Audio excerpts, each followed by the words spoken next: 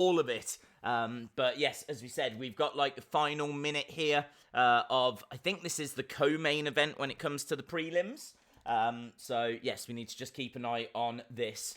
And it's been a really good fight. It's gone all 3 rounds. And I can tell you that Khabilov is on top at the moment, just firing shots down. He's really controlling the fight with 50-odd seconds to go. Not sure that we're going to see. I mean, he has been in top position for 5 minutes 14.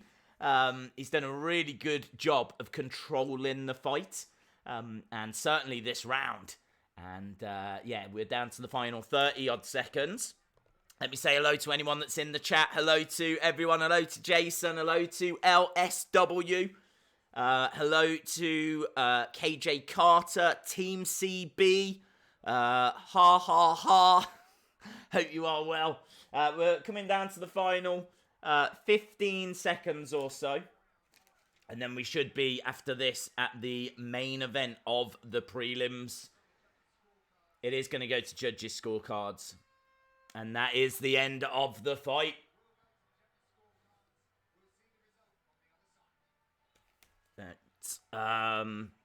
Shout out to KJ. Shout out to KJ. Daddy-O, shout out to you. So, yeah, this is going to be a really, really interesting evening. The reason why I say that is because we've obviously got UFC now.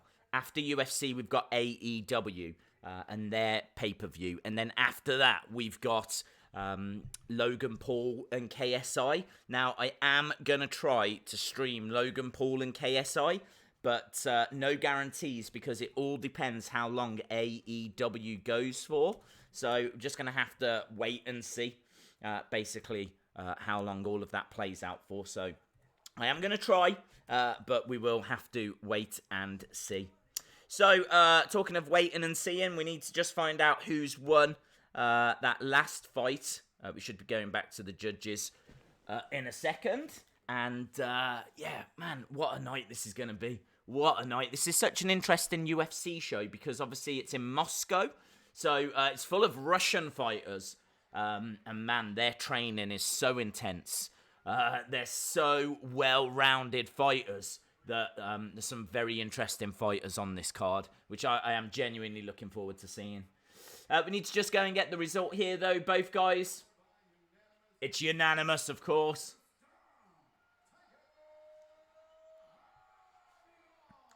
So, Khabilov gets the victory by unanimous decision.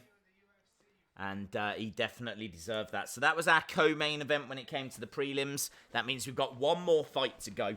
And that is going to be our main event for the prelims.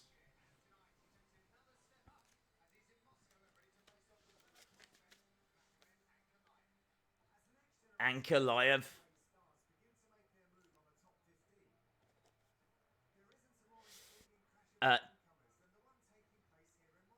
I don't, LSW.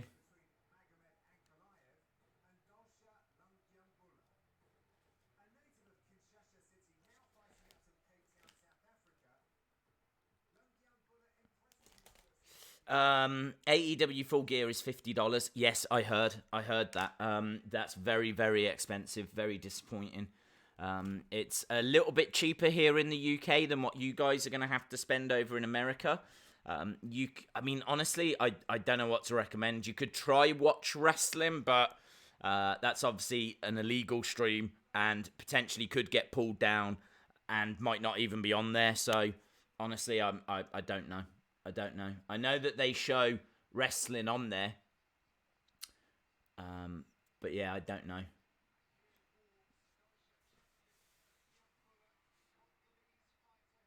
Lungiambula from the Republic of Congo.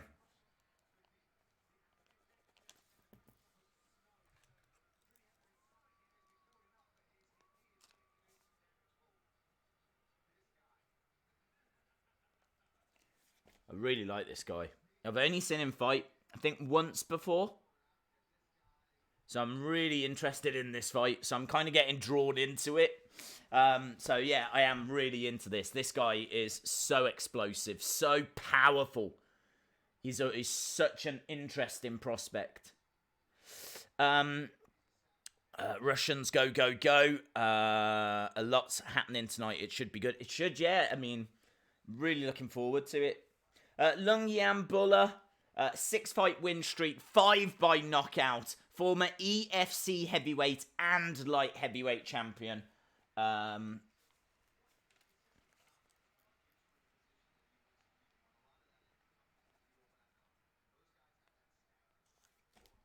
Days, thank goodness for notifications. I thought this was later. Oh, wow. I'll tell you what, I'm amazed you got notifications. I've had a lot of people telling me notifications haven't been getting sent out. So, really pleased that you got a notification, dude. We are just at the prelim stage. The actual show itself hasn't started yet. So, we're kind of still in the process of just setting up the final few things. Just need to send a tweet out so that people know we're live. This is the final fight of the prelims. And this actually is a fight I'm really interested in. Ankalaev is fighting out of Dagestan, of course, where all those great Russian fighters are trained. And this is going to be such an interesting contest. I mean, you've got like the real technical skill, the grappling ability of Ankalaev taking on Lung Yan Buller, who is just power and is explosive, and it's going to be so interesting. It's a shame, actually, this fight's on the prelims. I really feel like it deserved to be on the main card. But yeah, back-to-back wins. He's a master of sport in combat sambo. 6 wins by knockout. So he packs a punch as well. So really interested in this fight. Days, what time is the KSI fight? The KSI fight, I believe, is about 4 in the morning here in the UK. I can tell you it is currently 6:30 in the afternoon, so we've got a hell of a long way to go. Still hours and hours and hours away. I mean, if I'm being perfectly honest, I'm really not that fussed about that fight. I want to see it just because of the hype, but I don't have, like, the highest of expectations. I remember watching the first one and actually being quite impressed at I didn't know what to expect, like, 2 YouTubers fighting. You just kind of think it's going to be a cringe fest. It wasn't that bad, actually. It wasn't that bad. They were going for it. There was moments where they were really throwing at each other, and, you know, that both seemed to be trying to get the win, and then, of course, it ended in a draw. So, I feel like they were giving it a good go, and I think they'll give it a good go tonight. But, man, could you imagine if tonight ends in a draw? Just imagine the hate that will be rained down on that fight if there isn't a clean winner. There better be a clean winner tonight. People really are going to want to see a clean winner.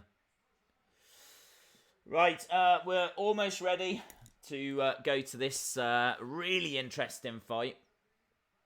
I can tell you that Ankalaev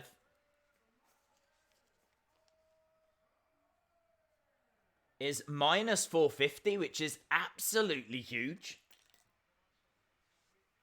Days, will you be streaming the fight? I'm definitely going to try.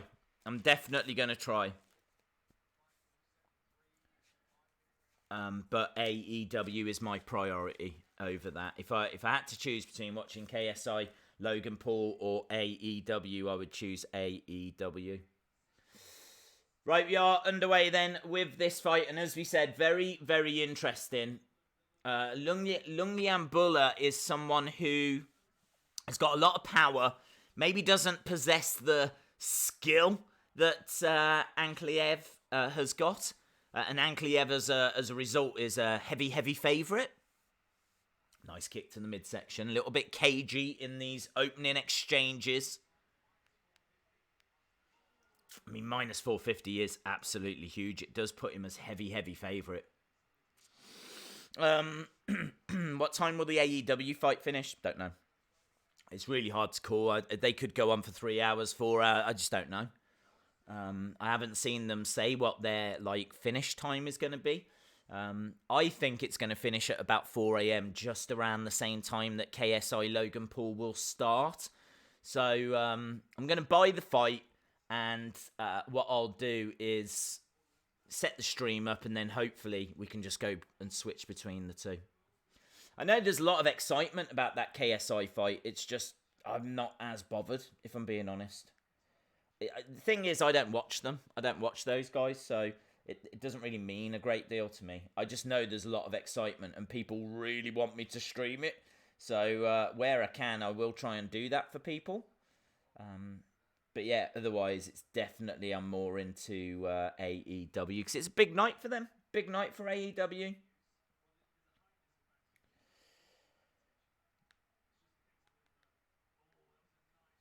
Nice. And Ankleev is getting through. I'm going to be watching Full Gear. Yes, same. It starts earlier, so yes, I'll be watching it as well, my friend.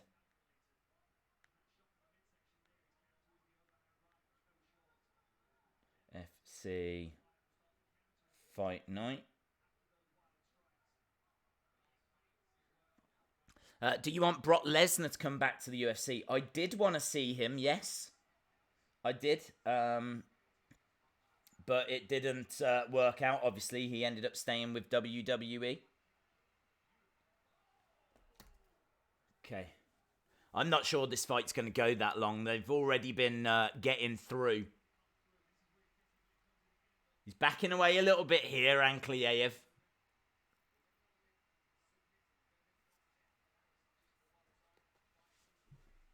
I said that I really like the look of Lung Yian Bula. He's really driving him back.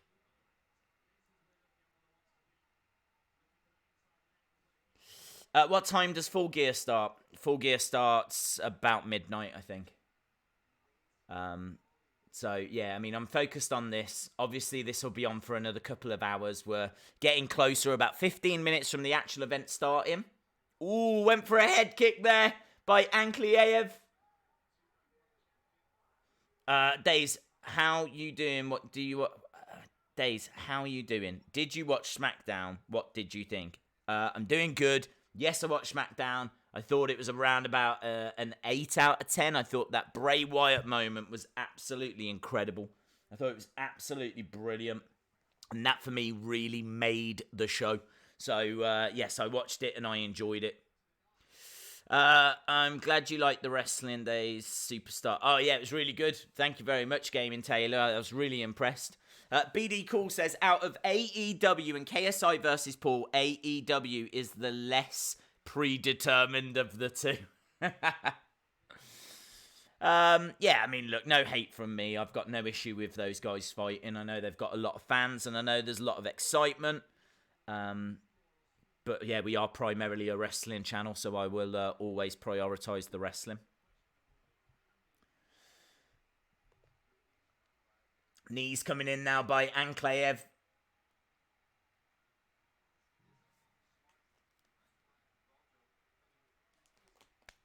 Whoever wants to follow a path, let him follow the path. Deep. We read that. Hey, I think Zabit could be the next welterweight champion. I agree. I've got my predictions going along the bottom, and I think that Zabit is a fantastic fighter. And obviously, he's only ever lost once. I think his record is about 17-1. And it's going to be a really, really great fight in that main event. I think it's going to be Zabit. I don't think it's going to be an easy fight. So, yeah, really interested to see how it plays out. I'm really interested. I'm getting lost in this fight as well, because we've already gone one round, and it was a fascinating round. I didn't do the clock, did I? Who do you want to win, Cody or Jericho? I want Jericho. I don't think Cody should win. I think that to build up the prestige of a title, you have to have a lengthy title run. So I would leave it on Jericho for a long time. Easily 12 months on Jericho. Because then when someone gets the title off of him, it's going to mean so much more. Do you know what I mean? If Cody wins tonight, it's going to be a nice little moment. But if someone wins in a year's time, it's going to be a huge moment. So I would keep it on Jericho. I think it's Jericho's birthday today. Oh, okay. Hey, Days, who's your favourite UFC fighter of all time? The first name that comes to mind is Royce Gracie. I really do. I mean, like, he won the first UFC, and he's just been around MMA for years, and he's part of the Gracie family, and that family is like the first family of MMA. So I really do think about those guys. I'm really loving Israel Adesanya now. He's bringing some real showmanship. So, yeah, I mean, obviously you think about the likes of John Jones, and Conor McGregor obviously caught the headlines as well. So, you know, you can't really have the conversation. Most people would say Conor McGregor. I really am. My two favourites right now are Tony Ferguson and Israel Adesanya. So I'm kind of with those two. Not of all time, but they've both got potential, you know.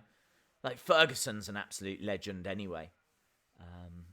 And hasn't really had the opportunities that he should have had. Israel Adesanya could go on to be the best ever. So could Khabib, actually. Khabib could be the best ever. He's still undefeated, isn't he? Right, Ankalaev is controlling this second round. I still haven't pressed that button to run the clock, have I? But he is controlling this second round.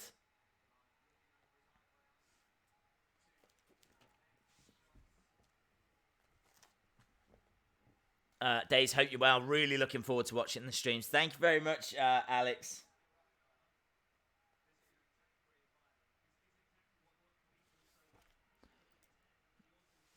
Ankalaev then controlling this. Pro wrestling, MMA, everything else. I agree. Any news on how Thunder Rosa got on? Yes, Carol, she sadly lost. But she went 3 rounds. The judges said she lost all 3.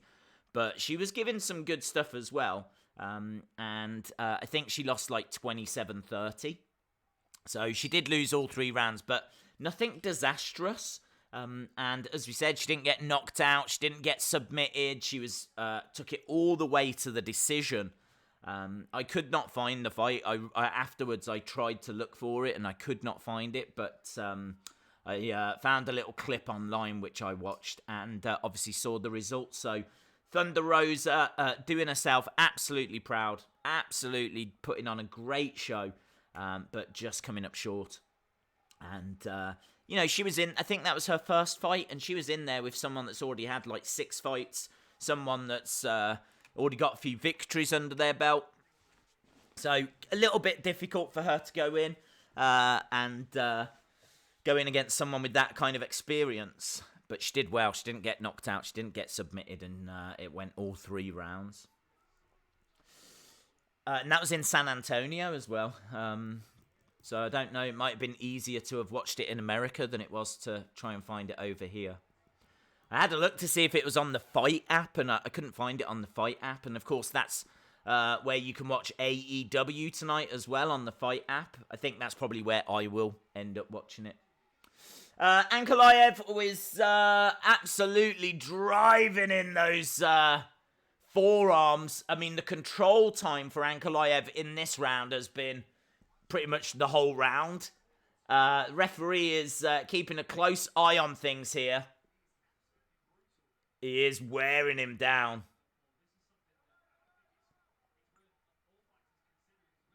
It's really good, really clever work. I mean, look at this. Ground strikes. Ankalaev, 46-0.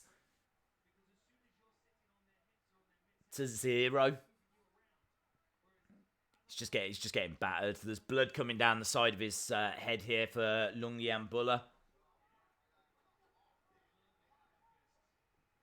Lovely hammer fists. It's been a really interesting fight, this. The final fight on the prelims. What's up, Days? Should be a great day of streaming. Hello, Christopher Rogers. Yeah, this is stream day, streamer day. It's not Saturday, it's streamer day. And yeah, it is. It's going to be a good day. Really looking forward to this Russian card. I mean, like, I've got great respect for the Russian fighters. The Russian fighters, as we've said, you know, they're so disciplined, so well trained. the stuff that they must go through in their training camps must just be mental, because they're always prepared. They always show up. They always put a shift in, and they're such a joy to watch. So really looking forward to this card. So this is UFC Fight Night Moscow. That's what we're enjoying right now. And then, of course, after this, we'll take a little break. But then after, we'll be back with AEW Full Gear, the pay-per-view. So we'll be back with AEW, the pay-per-view, which is going to be a big, big show. Cody against Jericho. We've got Moxley against Omega. We've got what used to be known as LAX taking on the Young Bucks. There's loads. There's a tag title match. Rio is defending the women's title as well against Emi Sakura, is it? I think her name is. So, yeah, really, just honestly, I'm looking forward to UFC Moscow. I'm looking forward to AEW. And then if we get time, I will flip straight over to KSI Logan Paul and give you my honest thoughts, reactions. We'll call the fight. I actually don't know who the commentators are for that fight. Right, in the centre, I can tell you that Lungiambula is just coming out swinging here because he does not want to end up on his back again. He was just... Oh my God, I keep forgetting to do the clock. I am awful at the moment. My head is absolutely all over the place, what with all the different streams that we're going to be doing and all the things that we're going to be up to today. But one thing we're not going to have to do is worry about this fight anymore, because Ankalaev has just got a brilliant knockout. I think Lungiambula knew that he was on the ropes, knew that second round had taken everything out of him, and Ankalaev could just come in with a big right hand and put the big man down. So there we go. It took a while. Ankalaev really wearing down Lungiambula. Really wearing him down. But, yeah, in the third round, it was a kick that rocked Lungiambula, and then a massive right hand that dropped him, and the ref was straight in. Lovely head kick that just stunned Lungiambula. I feel like it was the punch that finally dropped him down, but that kick, oh, look at that. The kick comes out of nowhere. I mean, Lungiambula is like here, looking, watching, and before he knows it, there's a kick. It's like, bang! It's coming from this direction, and he wasn't looking forward. Gets kicked right on the chin. Came out of nowhere, wasn't ready for it, snaps his head back. Before he knows it, a massive right hand crashing into his head. Lungiambula goes down. Big, big win for Ankalaev. Really good work that was. I was really excited about this fight because I knew how technical and how well disciplined Ankalaev was going to be. But Lungiambula is just so strong. He's got knockout power. He could easily have caught Ankalaev and put him away. But it wasn't to be. It wasn't to be. Ankalaev with the victory. A beautiful finish, yes, absolutely. That came at 29 seconds in round 3.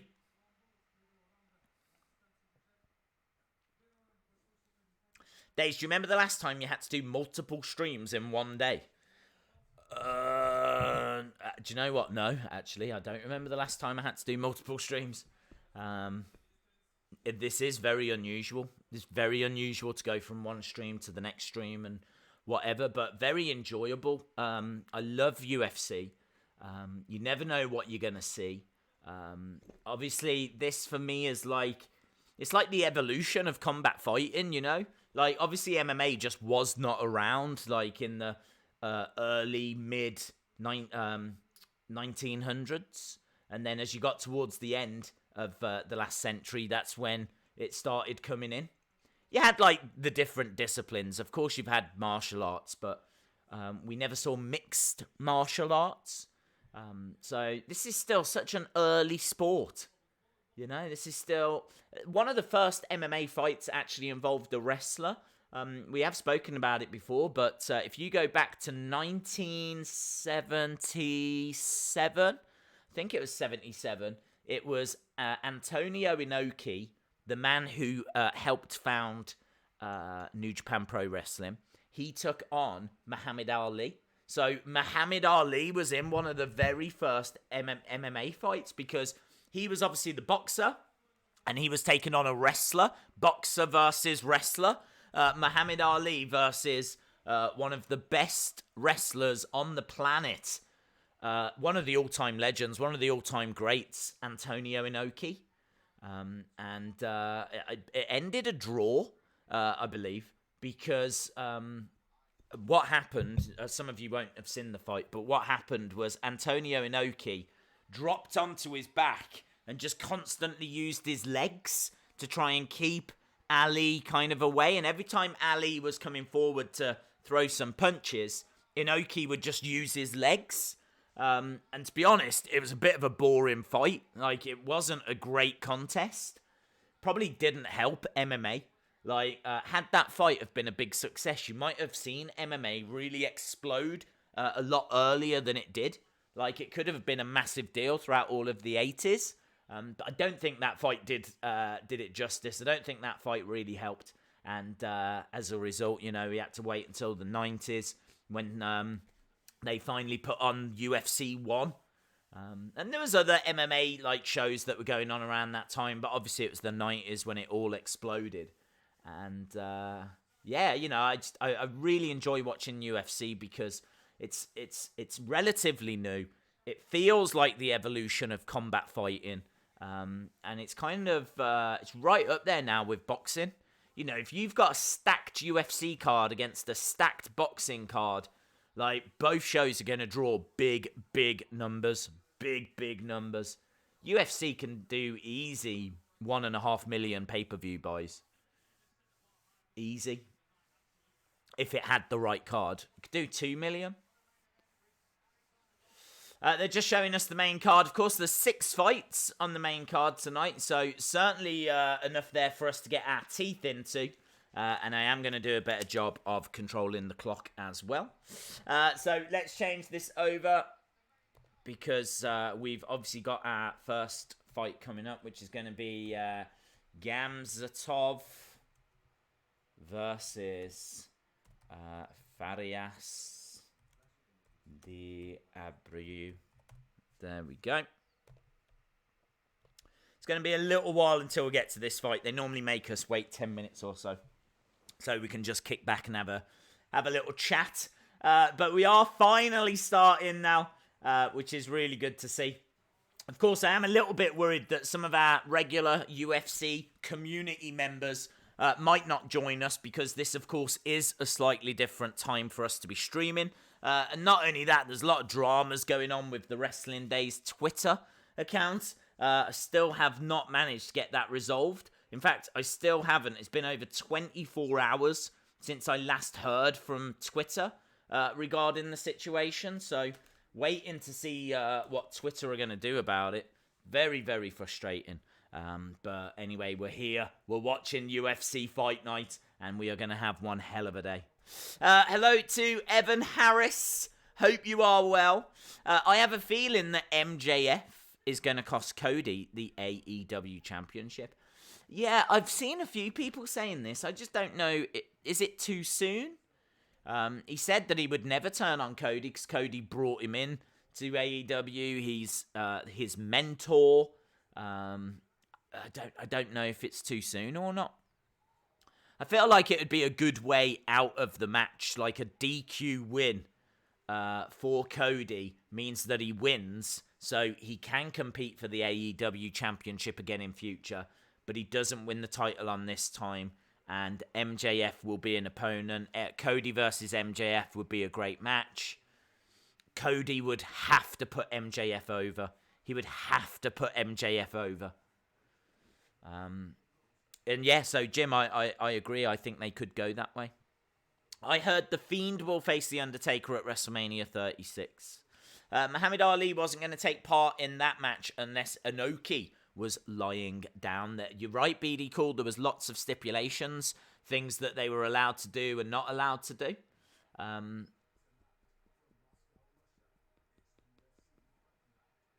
To be honest, though, didn't hear that. I didn't hear that he had to lie down.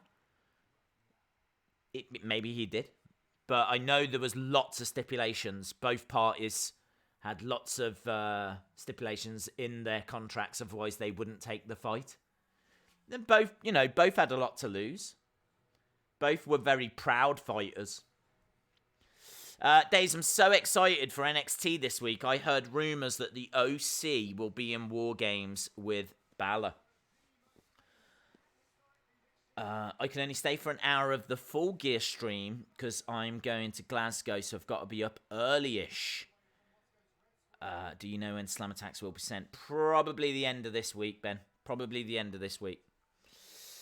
Days, could you add the AEW tag title with the AEW world title? There was not enough room, I don't think. I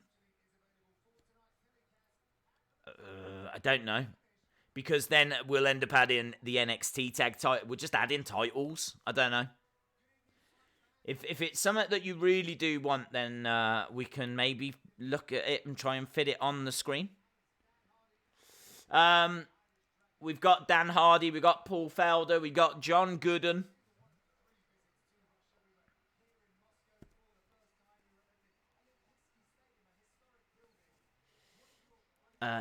Days, do you know a guy named Seven? Not personally. I don't know who you talk about. Are you talking about Dan Seven? Are you talking about the WCW 7? Days, thanks for letting me know. No worries. Days, will you be streaming Logan Paul KSI? We will try. We will try, but we're going to have to wait and see. Do you want the Fiend to attack the Hardys? No. Do you know a guy named I know Dan Seven, and I know the Wrestler 7. So I'm guessing it's one of those. If it fits, I will add people. What time will UFC finish? There's 6 fights here, so it could be a couple of hours, but probably pushing 3 hours time. They're just showing us the featherweight rankings. Of course, Zabit against Kelvin Kattar. We've got the 5th ranked fighter taking on the 11th ranked fighter. And Zabit is such a great fighter. He's got such a good record. I think he's only lost once. I think he's won like about 17-1. He is the favourite as well for the main event, and he's certainly the person that I've picked. It's not set in stone that he's going to win. He's a fantastic fighter. But Kelvin Kattar is going to be such an interesting opponent for him because he's got such striking ability. I mean, they're just showing some of these strikes here. Look at the power that he possesses. Some absolutely brilliant KOs that he's picked up. And he's good with his hands. He's good with his feet. This main event is tasty.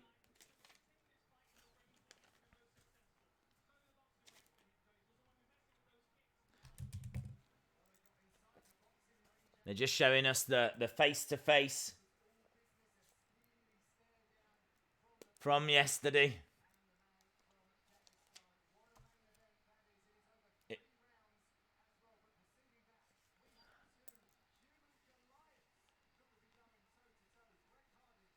Yeah, this is huge. Volkov against Hardy. That's our co-main event on this. And they were just saying they are 2 absolute Goliaths, and they're not lying. These 2 are huge.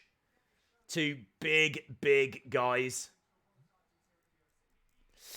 Days, do you think Matt Riddle could be a future WWE or Universal Champion? I think he's got potential, yes.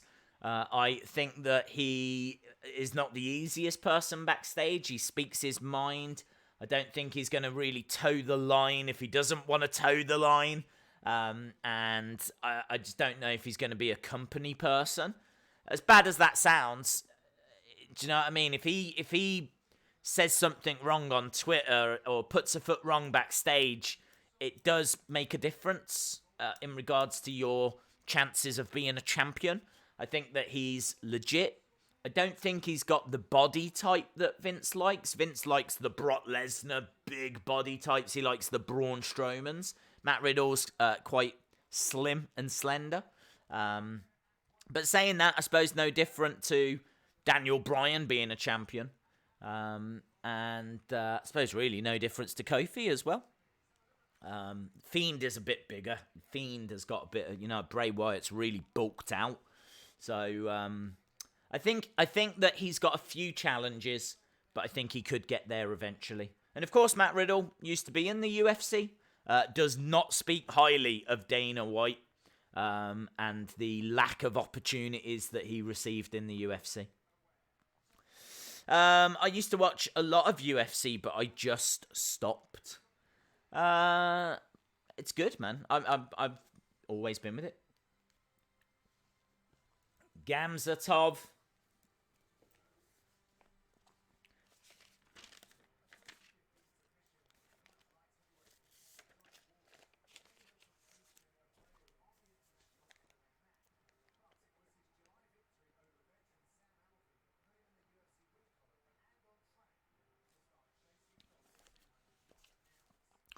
How you doing? I'm good, thank you, Kieran. Do you want Seth to turn heel? Yes. Hopefully the power rankings in AEW can go somewhere. I totally agree. I never watch UFC. It just doesn't interest me. That's fair enough. I mean, it's real fighting in a cage. You can see some brutal knockouts. There's real strategy to it as well. Guys have got strengths and weaknesses, and it's really, I love it. I love it. When you get a really good UFC fight, it's as good as anything. When they're just absolutely throwing at each other or reversing each other when they're down on the ground and constantly trying to get control time, and it can be absolutely fascinating.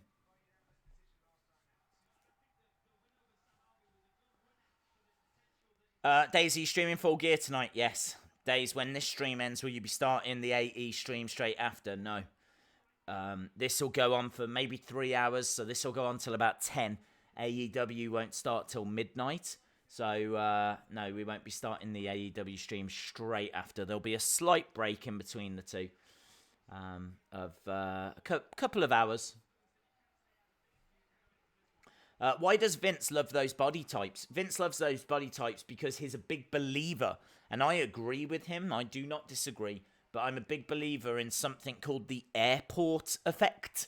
It's what it's called. It's what people have termed it, the airport effect. And I think it's got to do with the fact that wrestlers travel and fly so much. And the airport effect is, would your world champion turn heads in an airport? If they just walked through an airport, would they turn heads? Now, if Brock Lesnar, not because they're famous, but just because of how they look, Brock Lesnar would turn heads. There's not many people in the world that look like Brock Lesnar.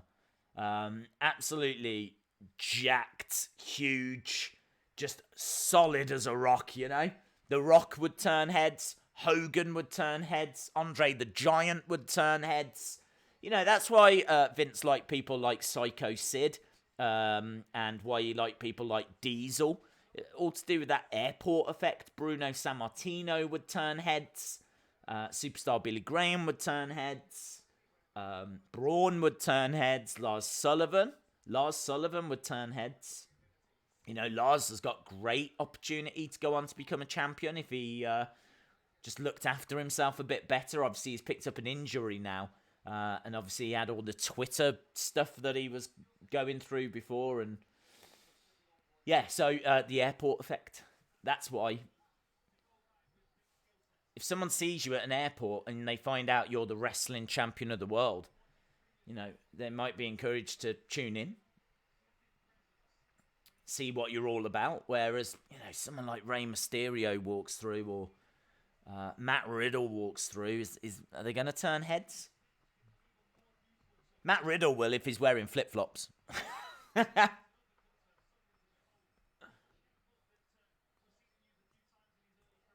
So, Gamzatov undefeated, 13 wins, 0 defeats. He has finished 10 of his 13 wins, 5 by knockout, 5 by submission. I don't know much about this guy. This is his UFC debut. I'm really interested to see him. Obviously Russian. I'd imagine fighting out of Dagestan. Hello to Thando. Hope you are well.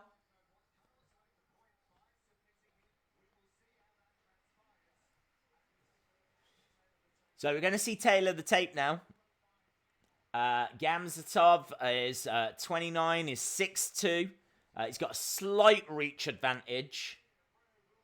Abreu is 6 foot, 206, and 74-inch reach. So giving up a little bit on his reach.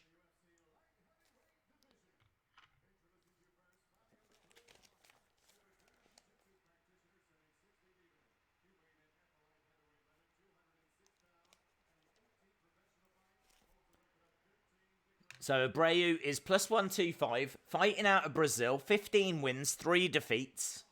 I'm going to make sure I do the clock this time. I'm going to be all over the clock. Don't you worry about that.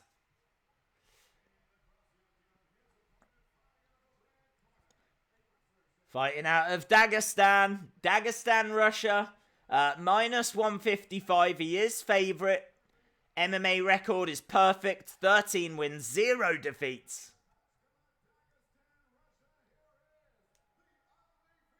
The undefeated Gamzatov. Right, really, really up for this fight. I think Gamzatov will get the victory. Abreu, I think, is someone who is going to be an interesting opponent, but I don't think we'll get the victory here. I've remembered to do the clock this time. So Gamzatov is fighting on the outside in white trunks. Abreu is in black. Nice front leg kick there by Gamzatov, and coming straight in with a straight right hand. Ooh, both kicking at each other. The Fiend attacking Daniel Bryan was amazing. I agree. I would turn my head to Marco Stunt because of his height. No offense. Maybe you would, yes, but that is maybe for the wrong reason. If you found out that he was the wrestling champion, I don't think that's quite how the airport effect works. I think Vince likes them because they look pretty legit. The Fiend in costume would turn heads. Undertaker, you're right, Grateful One. Undertaker definitely would. 2-inch taller and reach. Who will win, the Fiend versus Undertaker? I'd say the Fiend. Days, please predict KSI Logan Paul. I couldn't. I don't know much about them. I couldn't give you a prediction. I haven't watched any of their videos. So I honestly couldn't. I'd be cheering on KSI because he's from the UK. But in regards to who looks the better, I have not got a clue. KSI versus Logan Paul and AEW Full Gear tonight. Awesome. Hello to WWE Fan 14. I suppose you're right, actually. Pro wrestling, they are grey-ish trunks. A couple of minutes in so far, and it's been a little bit of back and forth. I think Gamzatov is probably controlling more of the fight. Certainly constantly looking for those kicks and firing in a lot of kicks. Let's call up UFC and see where we are with some of the statistics.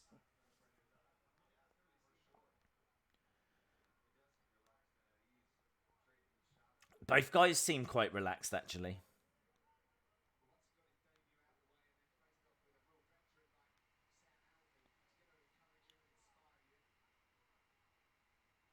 Okay, let's go into live results.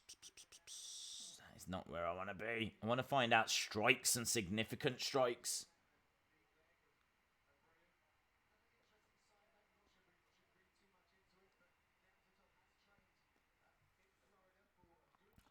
Not a great deal to this. The first 3 minutes, they've just been trading shots back and forth, a few kicks and whatever, but no real moments of note, to be honest. It seems like Gamzatov is just taking his time, not doing anything stupid. Of course, he is undefeated, so he doesn't want to gamble here and risk doing anything silly.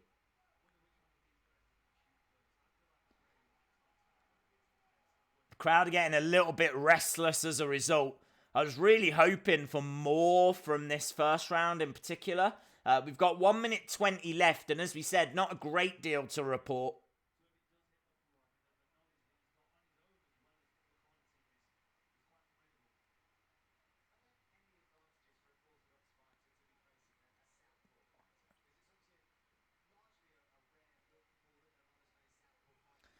What's your prediction for Gamzatov versus Abreu? I have gone with Gamzatov. He's undefeated. I think he's the better fighter. I mean, it's an interesting fight, but at the moment they're seemingly cancelling each other out. There's not really a great deal here. What I will say is Gamzatov does keep firing in those front leg kicks. I just get the feeling that he's going to be picking up strikes and significant strikes and things along those lines. So I do feel like he's probably slightly ahead on the scorecards, but very, very slightly. Really not much in it at all. Not much in it at all.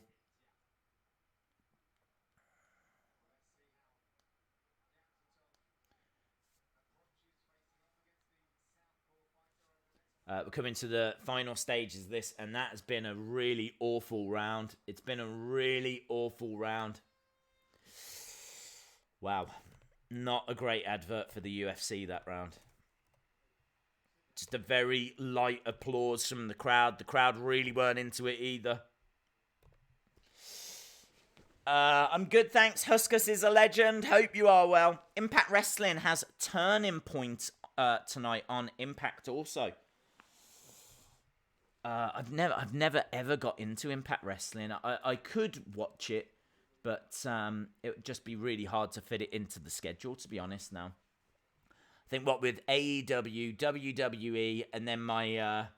it's not even a guilty pleasure, but I love NWA. I think I've said it before, out of all of the streams that I do, I think that is my favourite. The NWA Tuesday stream, I absolutely love it.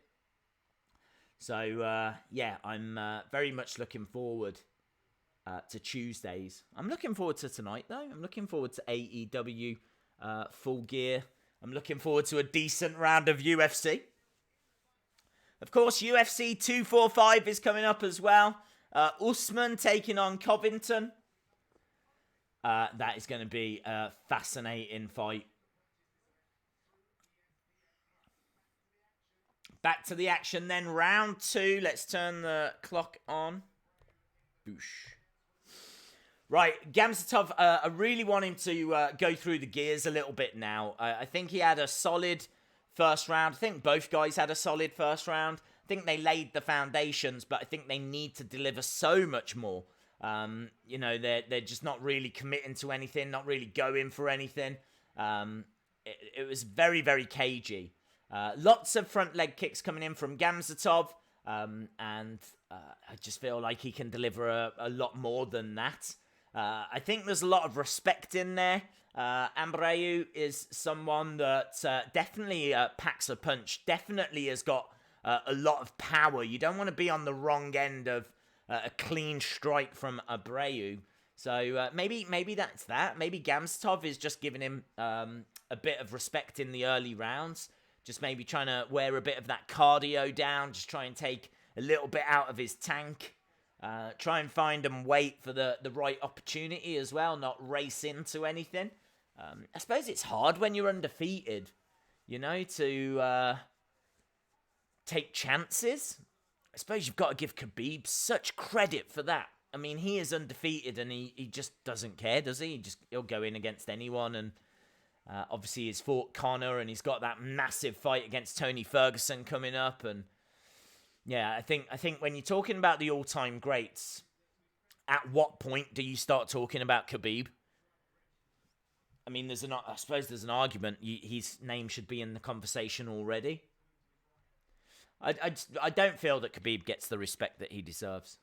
Maybe over the next few years, that will really cement his legacy. But this is what I'm saying. It's really hard if you are undefeated. Oh, he did get tagged there.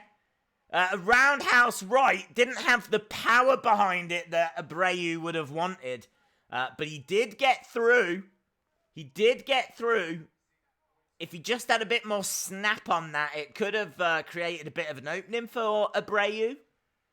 So Gamzatov just getting a little warning there. Of course, Gamzatov has won 13, lost none. I think he's finished 10 of his 13 fights.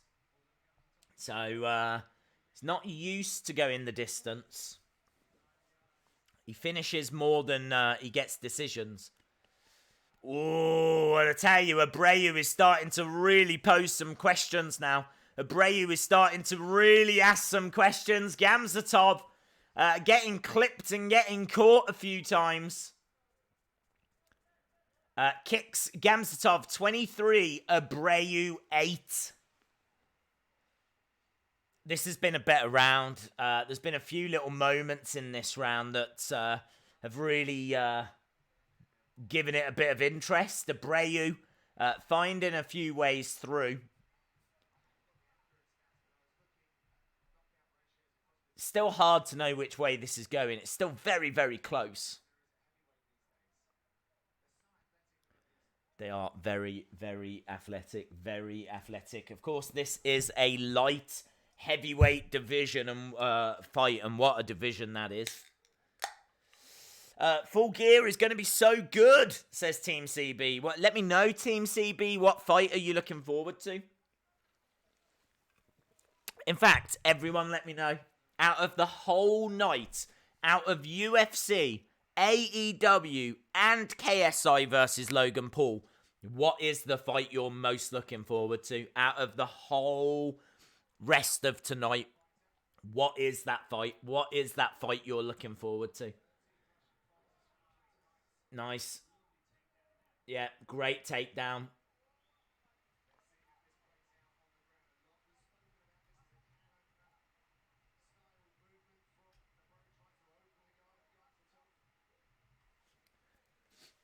So Abreu is on top of Gamzatov. It was a lovely little takedown. Nice kick, but blocked. I like what I'm seeing from Abreu, says. I agree. Yep, I've been impressed, and certainly he's controlling the fight right now. Definitely better than the first round, but that's not difficult to beat. True. Very, very true. Team CB says Omega versus Moxley is the fight most looking forward to. Brian is the best, says KSI Logan Paul. Huskus is a legend, says, so far, it's 2-1 for Moxley versus Omega. 3-1 Moxley versus Omega. So it seems like Moxley versus Omega is the fight people are most looking forward to. All of these are good. Why are you making me choose? End of round, decent. I agree. That was a decent end of round. Abreu looking really good. And probably up in the fight now. So Gamzatov is really going to have to go for this.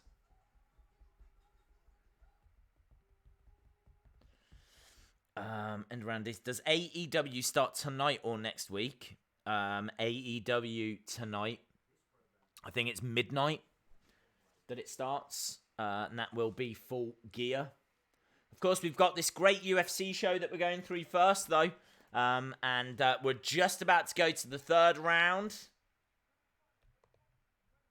We are underway. Here we go, the third and final round. And I got to be honest, Gamzatov is going to have to go for this because he's undefeated. And so far, I think he's down in this fight.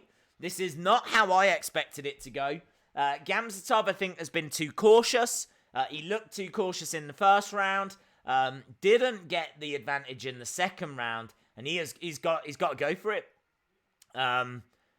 This is going to, I think, be a very interesting round because Gamzatov has got to go for it. There's no way he's going to give up his undefeated record without putting up a real fight in this round. Abreu, I think, has been very good as well. And Abreu might welcome Gamzatov being a bit more proactive.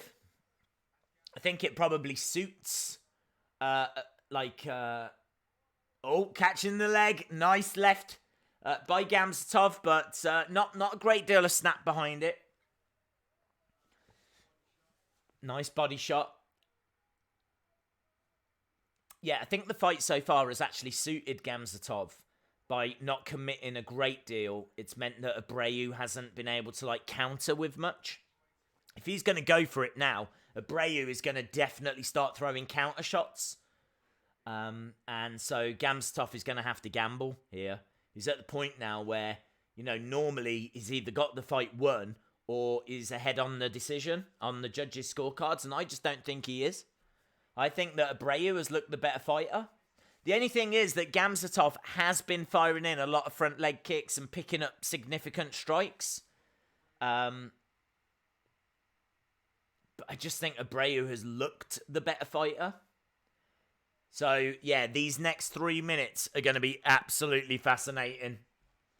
Absolutely fascinating. Abreu standing his ground.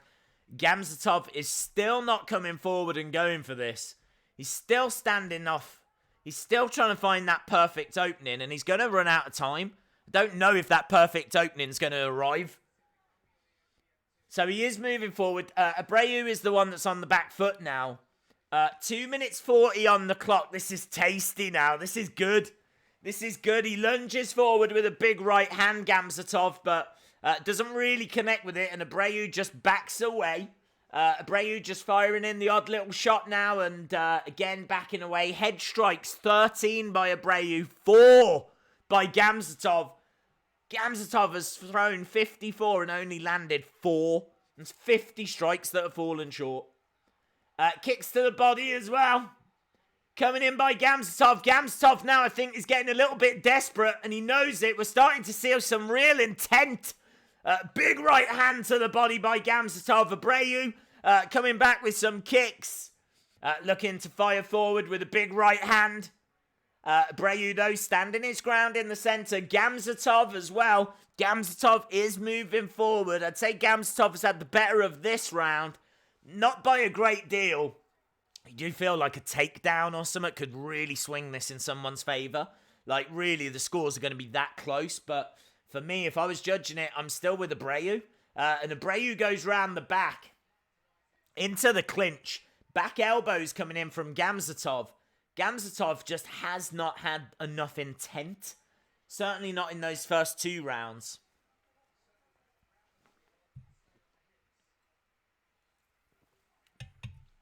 One minute 13 on the clock. Just a little bit under. Referee having a look. They're in the clinch. They're over by the cage. Of course, this is the first fight of our main card that we've got.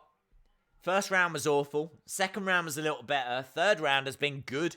I've really enjoyed it. It's just a shame that Abreu is kind of taking the sting out of the fight now. It's the right thing for him to do.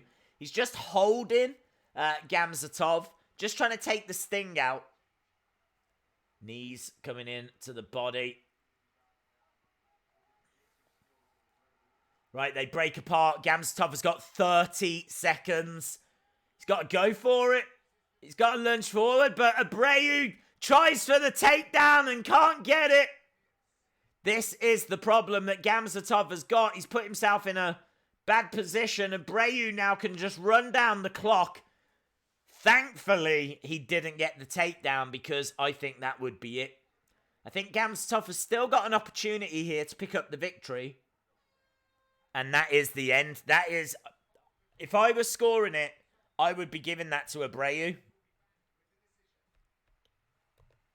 If I was scoring that, I'd be leaning to Abreu. Sick match. Dave's got a question. Does AEW pay-per-view start today or next week? It starts tonight at midnight. Are you going to react to Logan versus KSI 2? I'm getting asked this all the time. I'm going to get asked this all evening, aren't I? The answer is... I feel like I need to have it displayed somewhere on screen. The answer is if I get chance. I will try, but my priority is AEW. This is good. It depends what time. Thank you very much, Huskus. Yes. Abreu for the win? I think so. Dominic, I've answered that. Up against the cage. Team CB, thank you. I've now got people answering for me in the chat. I think you guys might be busy answering that question. Decision is next. Till Gastelum was a good fight. I did not expect Till to get the victory there on that one, but it was a really boring fight. That's one of the worst fights I've seen. Really one of the worst fights I've seen. And I stand by that commentary, bro. Right, we're going over to the decision. Let's see how this one has been seen by the judges. If I were scoring it, I would be leaning towards Abreu. But Gamzatov definitely got some significant strikes in there. Let's see what they've got to say. 29-28. It's split. It's split, and I think that's right. Wow. Gamzatov gets the victory by split decision. He looks relieved. He looks relieved. Winner by split. Has that got anything to do with the fact we're in Russia? I think that was hacked. I think Putin has got something to do with this. So he goes 14-0. I mean, I'm pleased because that's one prediction correct that I've got, but I honestly, I wouldn't have scored it that way. Very close. Very, very close.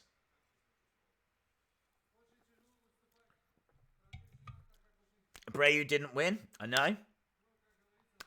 14-0. That's a nice record. I agree. Where would you rank Ospreay and Ricochet in the best wrestlers in the world since 2018? I would have them both in the top... I'd have them both in easily the top 100. Debating whether top 50. Nowhere near the top 10. I like Ospreay, I think, more than Ricochet. I'm more of an Ospreay fan. But to be honest, I don't like the flips and all of that as much as other people. I'm a bit of an old school wrestling fan. I like the brawling. I really enjoyed Cain Velasquez versus Brock Lesnar.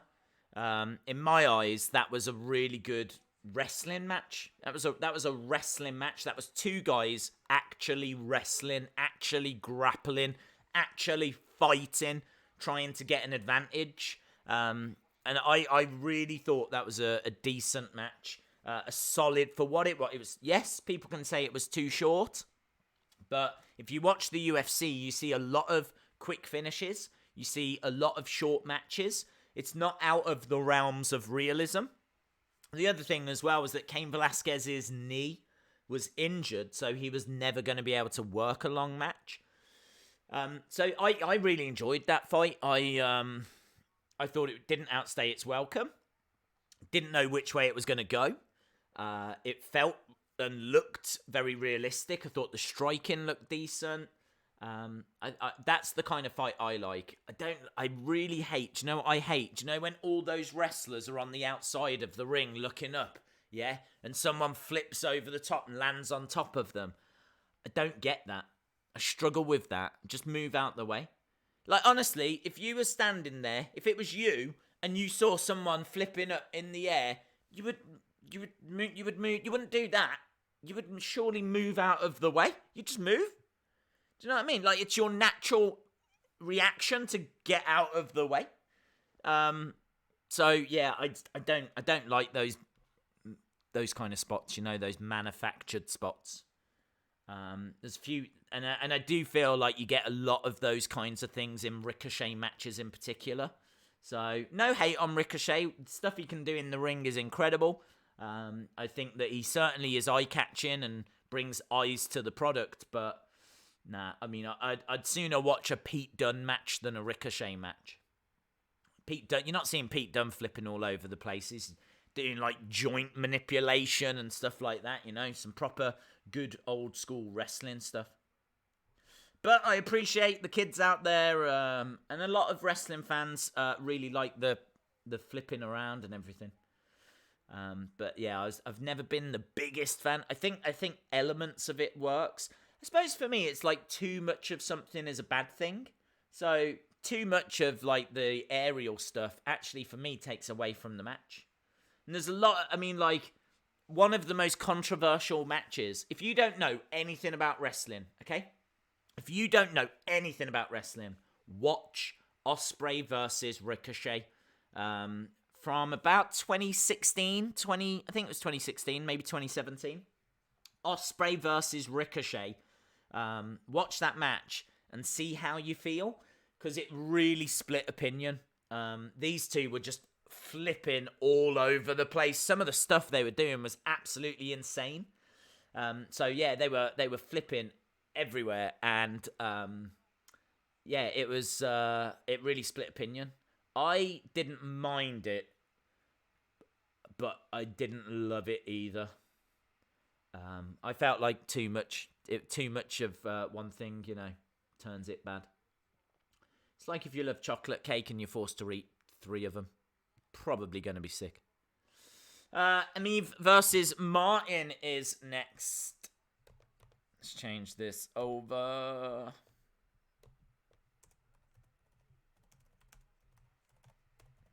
Emeev versus Martin is our next fight, and I've got Emeev picking up the victory on this one.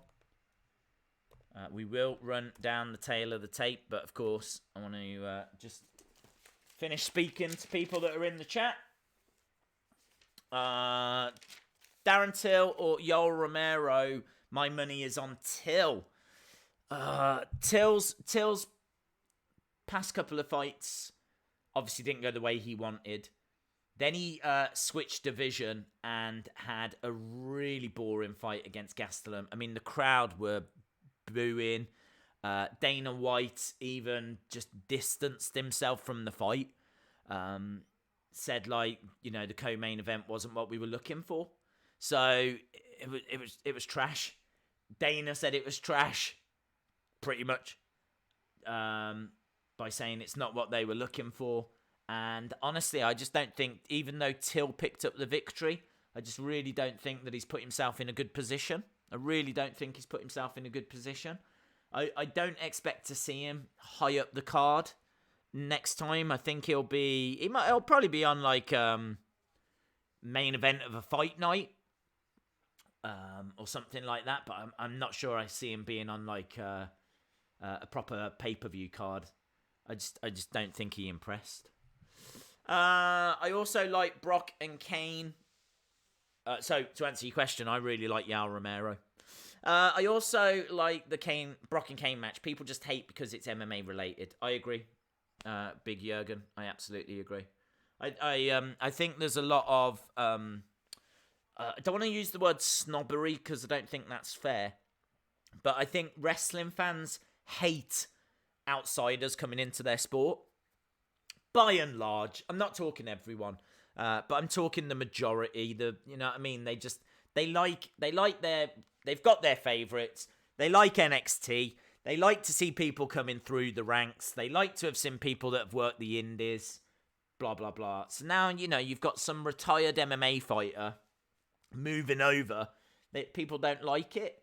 I just feel like MMA brings a real legitimacy, though. You know, these fighters moving over. I mean, look, ask what was better, the Tyson Fury Braun Strowman match or the Cain Velasquez Brock Lesnar match? For me, there's no contest. It was the Cain Velasquez match. I just really don't mind MMA fighters coming over. I think they bring legitimacy and potentially new eyes to the product as well. Crash and Burn Rogers is in the house. I would like Bray to attack Roman. The advert for this upcoming fight looks cool. This is going to be a really interesting fight. Emeev is a clinch master. This is a step up for him, but I think he is ready for this. He's very skilled. You could argue a little bit untested, but as we said, this is the step up that he needs. He likes to control the pace of the fight. So I'm not sure you're going to see like an explosive contest here, but because he likes to control the pace. He's on a 7-fight win streak. Combat Sambo World Cup champion, former M1 Global middleweight champion. He likes to bully when he's in that clinch as well. As we said, he is a clinch master. So he likes to control it. He's going to look for clinches. He's going to look to control it from there. Rocco Martin is going to be looking for that Kimura. That's his go-to. I mean, he's a really well-rounded fighter. Very good on the ground. Very good with submissions. And as we said, you know, the step up that Emeev needs here. So, very interesting fight. Very interesting fight. I've gone with Emeev. And I think he will get the job done. I don't know. I'm gonna say TKO. Let's say TKO. I don't think it goes to decision. SmackDown was good and entertaining. I agree. Tyson and Braun beat up the B team. Ricochet has got insane power. Have you seen when he did overhead throws to Keith Lee? I haven't actually, no. I've seen a few examples of his power, but it's not a go-to of his. So it's not something that he really uses. I didn't watch WCPW, so I've never seen that fight you're talking about. We have seen signs of his strength in WWE, probably more notably down in NXT than on the main roster. There's been a few occasions where he's been able to power people up in the air for suplexes and things. So I know that he's very strong, but it's not his go-to. It's not what he uses in matches. He uses his aerial ability. And I think that's not really his fault. That's, I think, what WWE want. WWE know that all of that flipping is eye-catching, and it's going to look really good on match replays and things like that. So, you know, this is why they love suicide dives. They love suicide dives because they look good on replays and things like that, you know.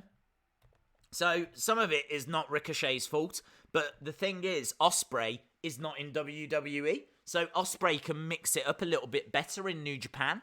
Like, some of his fights are proper hard hitting. I just don't get that vibe with Ricochet because I don't think that's what WWE wants. So sadly, I think that WWE have watered down his moveset, but they've watered it down to just the aerial stuff, and so you don't get to see his power anymore. I mean, the fact that you're giving an example from 2017 before he was in WWE kind of speaks volumes, you know? We have seen a few examples, but again, that was more in NXT. So, for me, Ospreay is being allowed to do more, and so as a result, is the better fighter at the moment. Emeev lunging forward. Quite a cagey first round, so Emeev was looking for that clinch early doors. This is our second fight. I should put that, actually. This is our second fight on the main card. Things are starting to warm up a little bit now. Started off a little bit slow with that first fight, but... Ooh! Emeev going for a single leg. Gets that single leg. So Martin is down.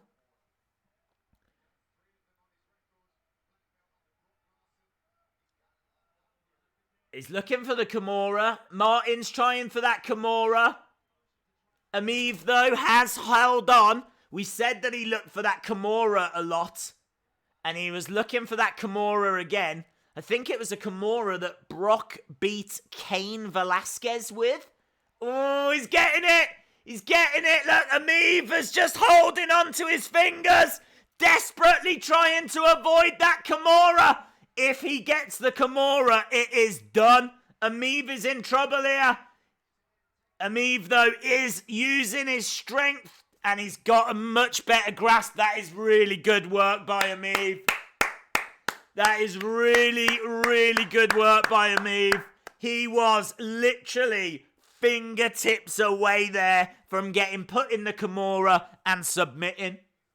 So we said that Martin would look for that Kimura. He went for it in the early stages. Looked like Emeev was going for a single leg takedown. Martin very quickly finding that Kimura. Could not get it on. Really great work. That is real grappling. Real interesting wrestling. You know, they're both jockeying for position. He's trying to get that submission hold on. He's trying to get that Kimura on. Emeev having to use his power just like fingertips away. The drama in that sequence was absolutely brilliant. Really enjoyed that. Really enjoyed that. Are they looking at a low blow by Emeev? I'm not sure that it was low, to tell the truth. Didn't look that low. Asking for the guys to step forward. We just had a pause in proceedings here and we're back underway. So we said this would be a step up for Emeev, and that's exactly how it's proven to be. Lunging forward. Days I went to Home Bargains. They had Ultimate Editions for £7 each. That is incredible. The Ultimate Warrior for £7 is disgustingly good. Disgustingly good.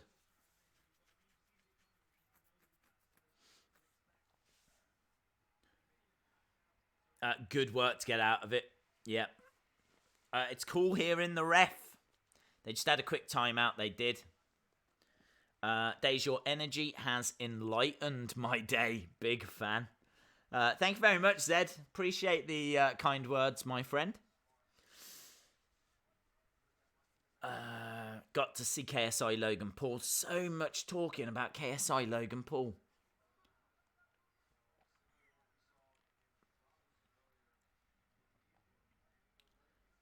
Lunging forward.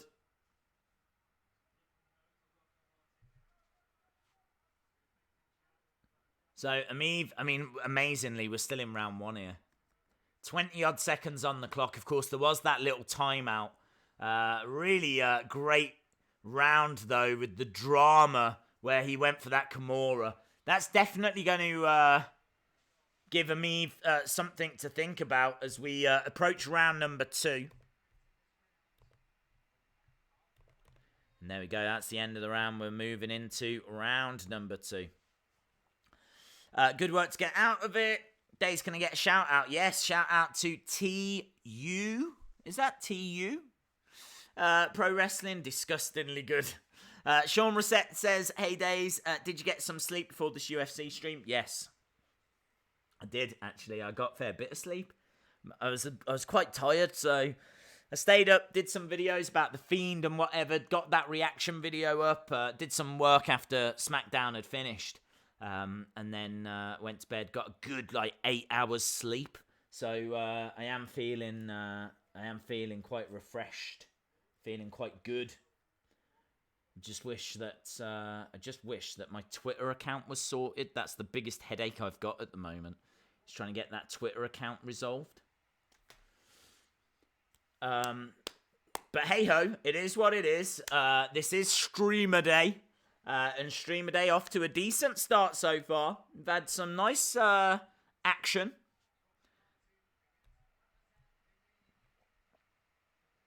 Okay, so yeah, very competitive fight. So Rocco Martin against Emeev. Nice. Goes in for the kick, follows up with a left-right hand by Emeev.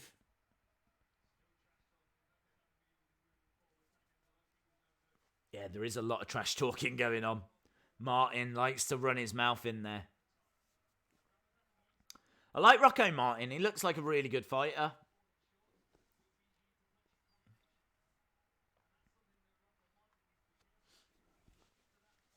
Shaking his head. Look, Rocco Martin like, nah.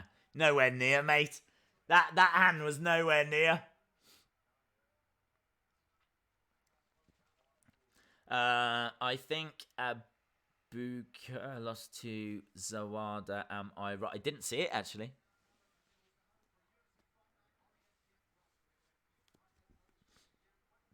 Right, looking for a single leg takedown. Gets it. It's a guillotine on. This is good from Rocco Martin. Whenever he gets taken down, he's straight in, isn't he? He is straight into some kind of a hold. So, guillotine is applied.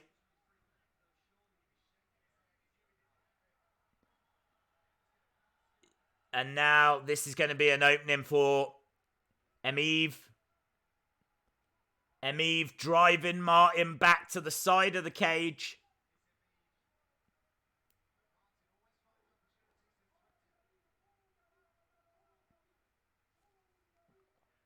Both guys getting up to their feet. Knee coming in by Emeev. Breaks apart. Martin getting back to the center. That was good for Martin to get out of that situation. That was a bad place for him to be. Nice. Takes that front leg away by Martin. We got just less than 3 minutes on the clock.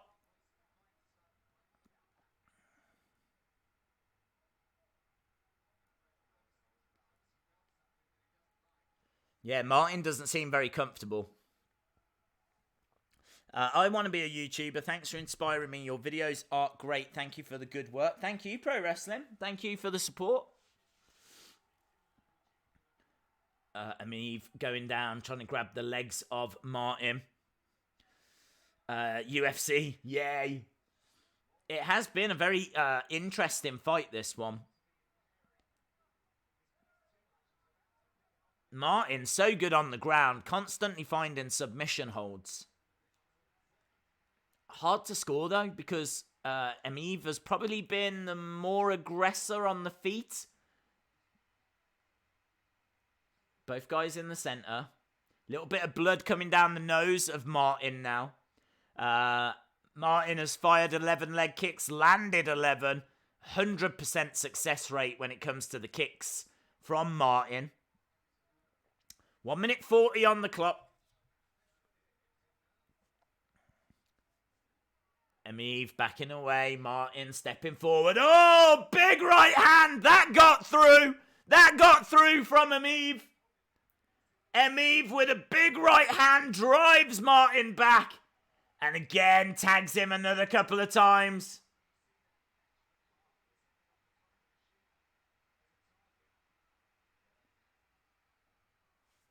And again, Emeev bobbing around, looking to try and find a way through. Martin, though, just keeps coming forward. He's not going away. Emeev is going to want to try and get some clinches on, though. He's really good in the clinch. And Martin has done such a good job of avoiding those clinches. He's doing a really good job of keeping distance there. Constantly feinting and pretending to throw. And he is making Emeev quite hesitant. Oh, again, look at that leg kick. Really strong leg kicks. Taking the base away. Taking the foundations away of Emeev. So, Martin doing really good work here. This is a really, really hard fight to call. This is a really hard fight to call. Is he looking for that Kimura again?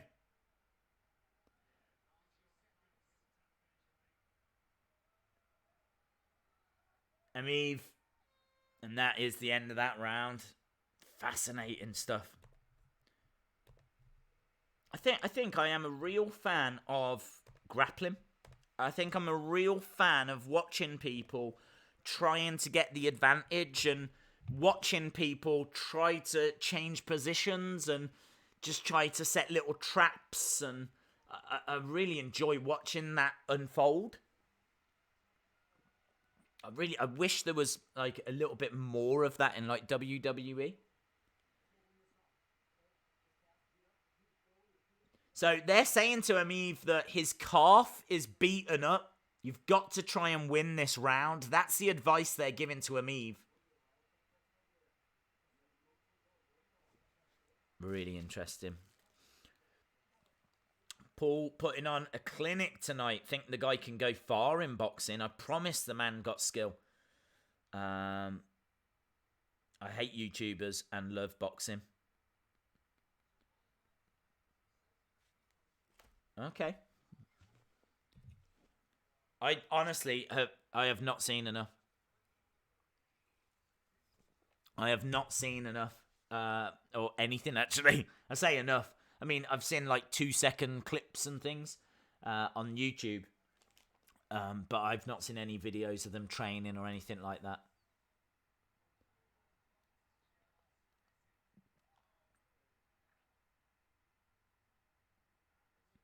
Jabs coming in from Martin.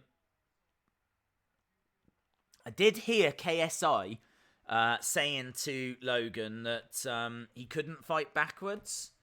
He's like, you can't fight backwards. He was like, you might be well and good coming forwards, but what are you going to do when I've got you going backwards? I think he called him like one-dimensional or something like this. So that's definitely something to keep an eye out for. Is KSI going to be forcing the fight later on and trying to drive Logan Paul back and trying to test him when he's on the back foot, what his striking is like, what his counter-striking is like? I think KSI fully accepts that Logan Paul is good. He's going to be good standing and throwing. I think actually boxing, I think KSI has probably got respect for Logan, but I think he's going to look to change the game plan a little bit, and I think he's going to look to drive Logan Paul back. That's from, like, literally the couple of minutes that I've seen. Stepping forward, and a left hand gets through by Emeev. Martin trying to fire back as well. Don't forget, they said to Emeev, he's got to go for it. Needs to win this round.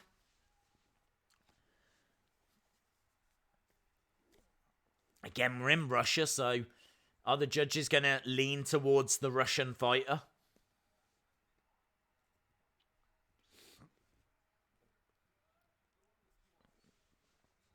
Days, did you see the YouTube video? I faced The Fiend last night on 2K20. Very cool, dude. Days, thoughts on SmackDown? I thought it was a decent show. I thought there was enough in it with Imperium and Shayna, and the Fiend moment was spectacular. So I gave it about an 8 out of 10.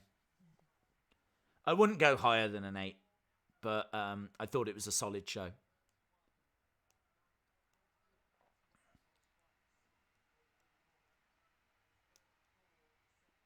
Emeev standing his ground. Martin is still in there, throwing, stepping forward. Emeev, I kind of feel the same as I did in the last fight. I really feel like Emeev has got to do something here. I feel like Emeev has got to go for it. But then saying that, he'll probably win via split decision.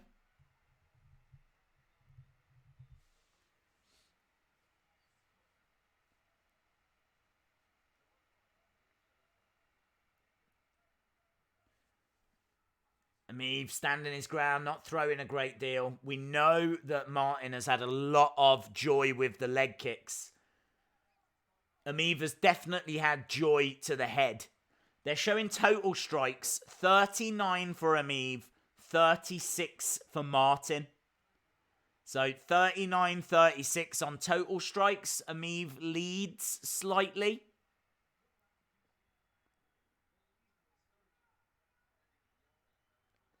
Both guys still standing in there. Didn't think it was going to go this way. I thought one of them would get a finish.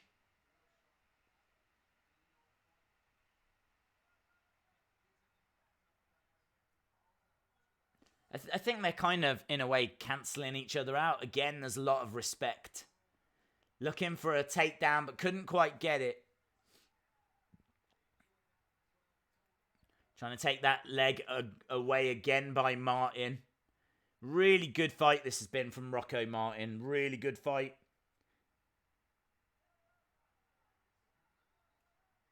I mean, he's got an alright record. I think he's got like 16 wins, 5 defeats, Rocco Martin. So, no pushover.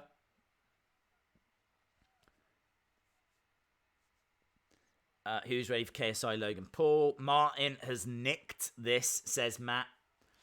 I'm not sure. I thought that in the last fight, and the judges went with the Russian fighter. I'm wondering if they're going to go with Emeev here. Crowd are getting behind Emeev now because finally he's starting to find a little bit of joy. Few shots straight down the middle. Right on the chin. And again going down the middle. Martin, like, come on!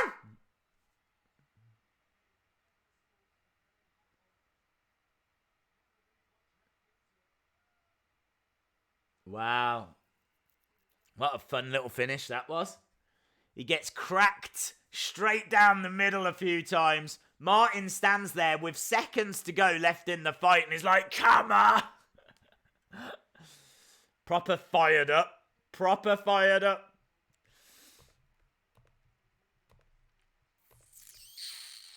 Nice end. Good finish. We'll have to get the official decision. Thank you, Huskus. His face seems busted. He definitely took a lot of shots to the head. We know that total strikes was 39 to 36. Thoughts on wrestling this whole week? I can't remember, to tell the truth. I feel like Raw was rubbish. I thought NWA was one of the best shows I'd seen. I want to say all year. I really enjoyed it that much. So NWA Power is where it's at, which is free to watch on YouTube each Tuesday.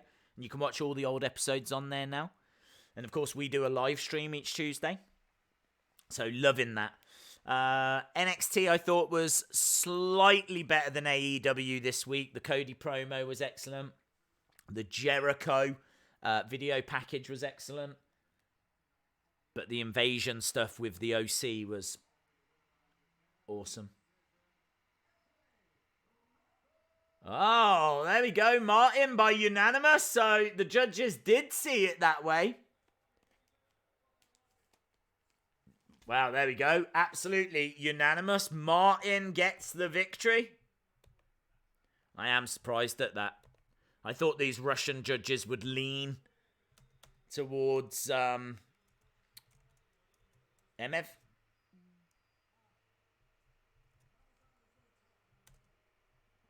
Boos. Boos for Martin. He doesn't deserve that.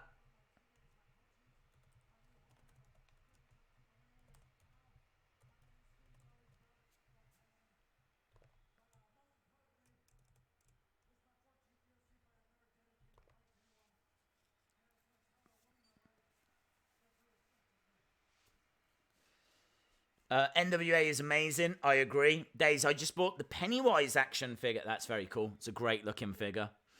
Logan Paul will win in 3 pounds in 3 rounds. He will try to stream KSI Logan fight depending on when AEW finishes. Yes. The fans there booing. They are booing, yeah. They wanted to see Emeev get the victory.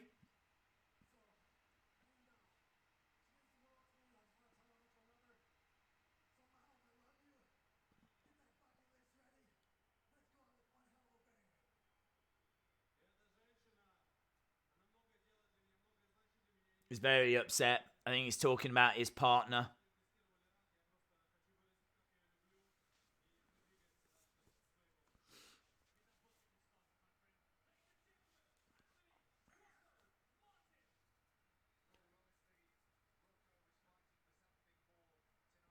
Yeah.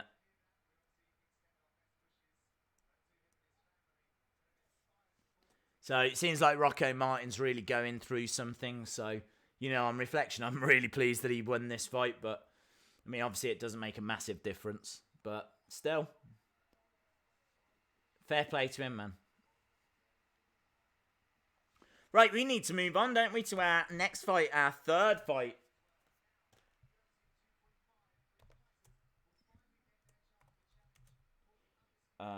Ibragimov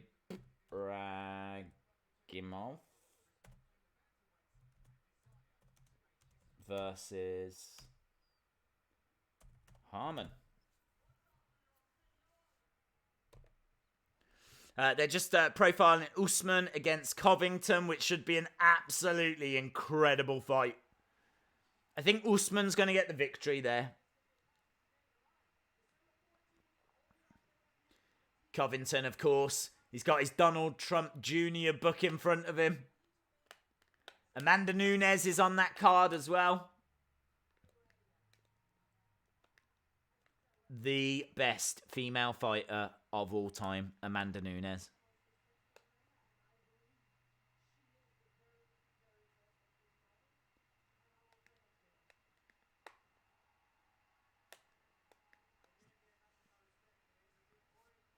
Volkanovski.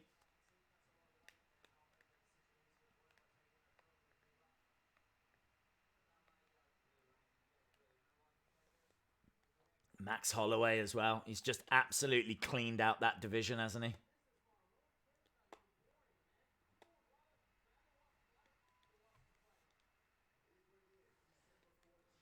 Days, how do you think Greg Hardy will fare against Volkanov? Will Hardy be exposed?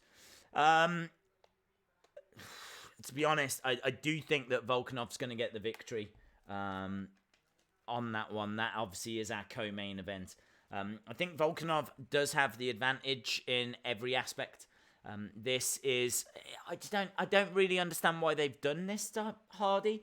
Like, it's too soon. He's got a record of 5 wins and, 1 defeat. And he's now going up against one of the most experienced fighters in the heavyweight division. Who... Yeah, he's screwed. He's screwed. I think if you used to put money on anything tonight, I would put money on Volkanov getting the win. It's too soon for Hardy. I just don't understand why they've done it. I mean, I suppose in a way it's all or nothing. If Hardy finds a way of getting the victory, he is off to the moon, right? His profile will go through the absolute roof.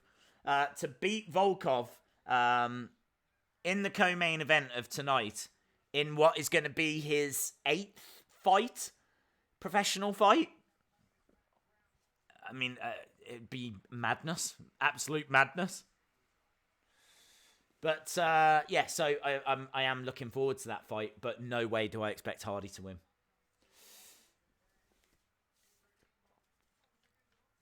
Ibragimov, 8-1, master of sport in Sambo.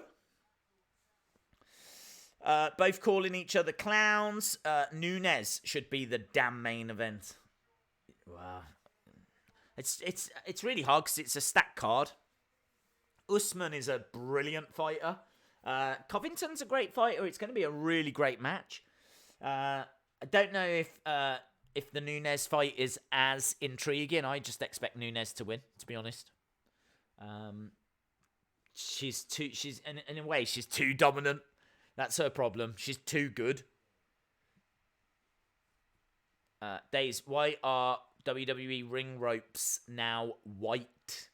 To be honest, I haven't noticed. I saw that they were white yesterday, but I presumed that was because they were recording SmackDown and Raw straight after. So I thought they just went for a neutral colour. I can't say I noticed on Monday or anything, so I'm not sure.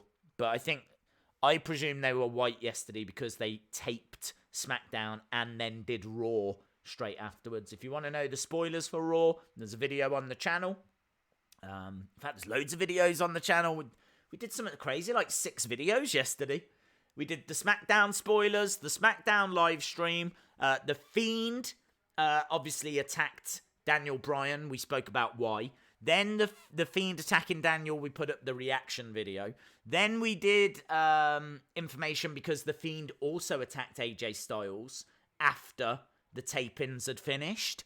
So it wasn't just Daniel that got attacked yesterday. AJ Styles and the OC were also attacked. And so there's a video on that. Yeah, it's really interesting stuff. Loads of stuff went down. And then, of course, we had our Raw spoilers. There's Forrest Griffin.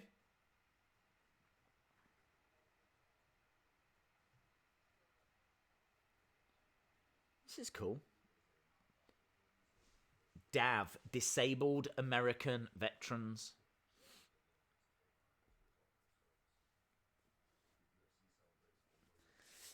Days, who would you pick between Ultimate Warrior and X-Pac? Depends what you're asking. If you're asking a real legit fight, I think Warrior on both, actually. I think if it's a legit fight, Warrior's got a lot of power. He obviously was taking a lot of steroids, so he's a much bigger fighter than what X-Pac was. But X-Pac, like, legit was a brilliant wrestler. He was the better wrestler. But I can't see X-Pac being booked to win that fight, so I think Warrior wins. Unless it's a proper wrestling fight, and then maybe X-Pac. White ropes are fine, probably for the reason that you said. I saw the spoilers, and the rest of your videos were good. Thank you very much, Pro Wrestling. Fiend versus Daniel Bryan, or Fiend versus AJ? Fiend versus Bryan. AJ happened to give the crowd a glimpse of the Fiend, because, of course, Fiend attacked Daniel Bryan backstage and no one knew about it. They just added it into the show without anyone knowing. It was a real moment. So that meant the crowd never saw the Fiend. And actually, I heard there was a lot of people complaining after the SmackDown taping had finished, upset that they never got to see the Fiend. So I think they brought the Fiend out to attack AJ Styles just so the crowd could see the Fiend. So I think Fiend versus Daniel is our next feud. Herman, short fuse. Oh, I've put Harmon.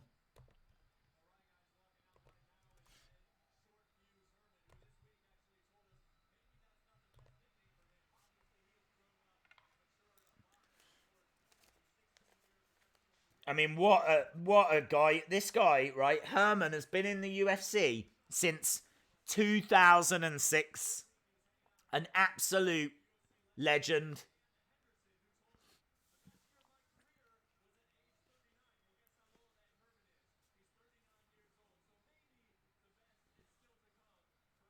So, Herman has been fighting in the UFC since he was 26. He's 39 now.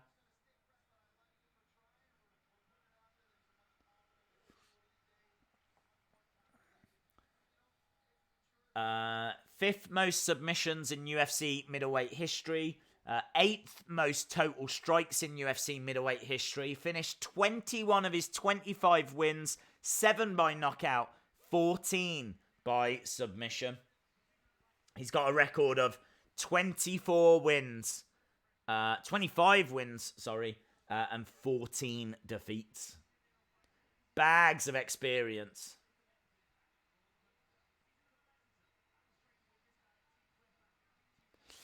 What do you think of CM Punk return rumours? I haven't heard any new ones, to be honest, but they're always around. CM Punk return rumours have been around for 5 years. Also, Days, please give me your thoughts on the possible feud between The Fiend and Adam Cole. There isn't a feud. I mean, there's nothing there. I don't think it'll happen. I think at Survivor Series, you'll probably now see Fiend versus Daniel Bryan. I thought it would be Fiend versus Seth, but it looks like they're changing it now. So I'm expecting it to be Brock versus Ray, Fiend versus Daniel Bryan. I agree with the reasons. The Fiend to be out in front of the live crowd. He might finish this first round. Here comes Ibragimov.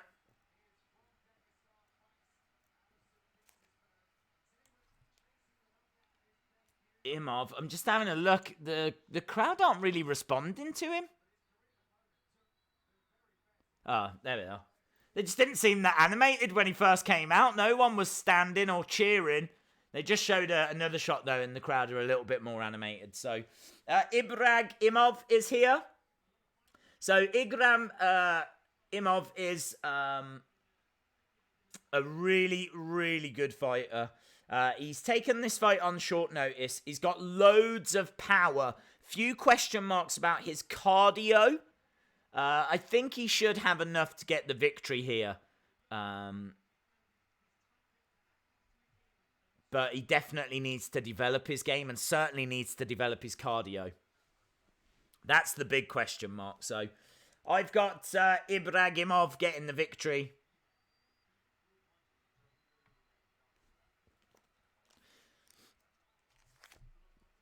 Seth Rollins is the team captain for Raw. There we go. Days thought he said John Morrison would return. When will he be back to WWE? Yeah, the rumours are that he has signed. Don't know. It's kind of the same as like when is Liv Morgan coming back? Perhaps you'll see them both at the same time. So no idea when John Morrison will return, and no idea on when Liv Morgan will return. They're keeping it all very close to their chests. Former M1 Global Light Heavyweight Champion, 2-time World Cup and European Combat Sambo Champion, 2 wins by knockout, 3 by submission. Not the most impressive stats, but he has only had 9 fights. So, real question marks here. This is actually quite a close fight. This is, I think the bookies odds, Ibragimov is minus 150. Whereas Herman is plus 130.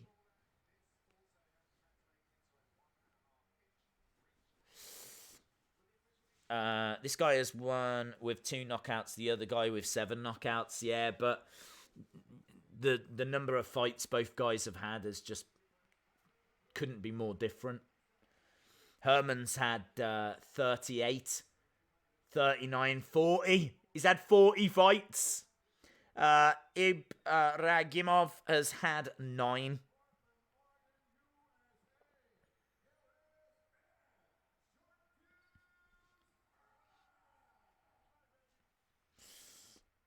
Do you think they will return at the 2020 Royal Rumble? I don't know, dude. I can say yes, if that helps. But I simply don't know. You'd have to get into the mind of Vince McMahon, and honestly, that's not a place you want to be. Ibragimov. Right, we are getting underway with our third fight of this main card. Of course, we're getting ever closer to those really tasty fights. Zabit in particular. Right, here we go. Everything's gone the distance so far, so I'm really hoping that we get a finish, you know. So Herman is coming into this as a slight favourite, but it's very close.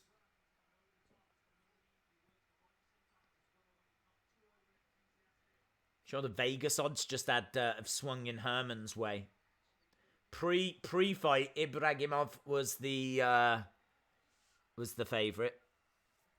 They're in the clinch up against the side of the cage. Herman trying to grab hold of their head, trying to grab hold of the body. They're in the clinch right now. Knees coming in. That shoulder being driven in as well.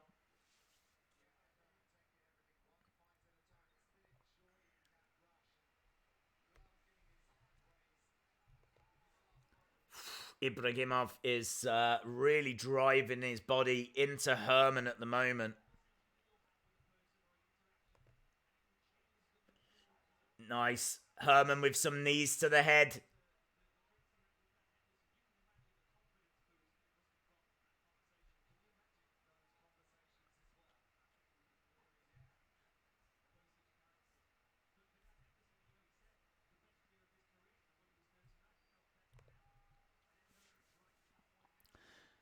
Days, I'll give you £1,000,000. Thank you. Ibragimov is a big favourite. No. Pre-fight, he was -150, and I think that the odds before the fight was that it was pretty much even. Maybe with Herman slightly ahead.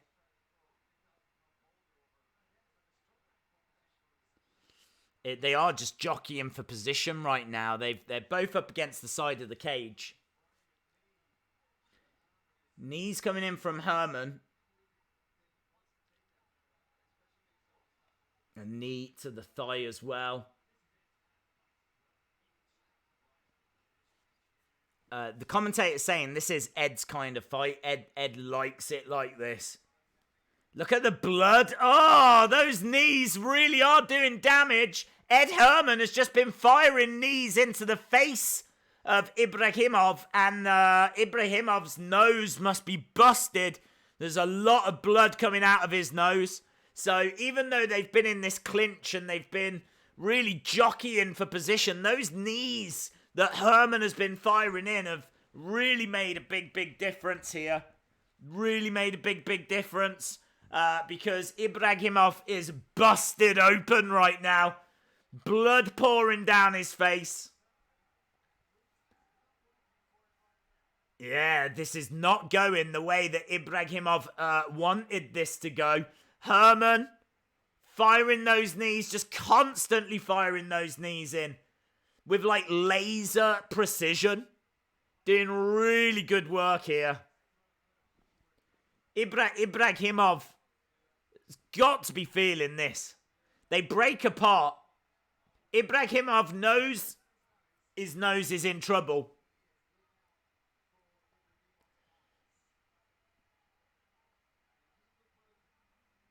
Yeah, they're saying look out for his eyes. If you all of this is connected. So we've seen before that if you blow your nose, it can like swell up your eyes. And if your eyes swell up, that's it. The ref will call it. If you can't see, if your vision's impaired, the ref will call it. So those knees could be match winning for Herman. It depends the damage that has been done. Nice left hand straight down the centre by Ibragimov. Early stages of this, they were in the clinch. They were jockeying for position. Didn't really see those knees like causing much trouble. Didn't see those knees really landing and posing many problems. But they were landing. They were posing problems. They were asking questions. Yeah, swinging away. Again, just checking his nose. That nose is in trouble. Ibragimov's nose, he keeps going to it and wiping it and checking it, and Herman just needs to go straight down the centre. Just really go after the head.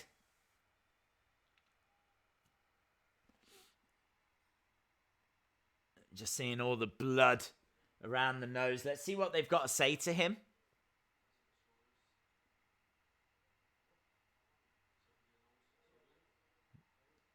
Looking at the nose. Don't blow your nose.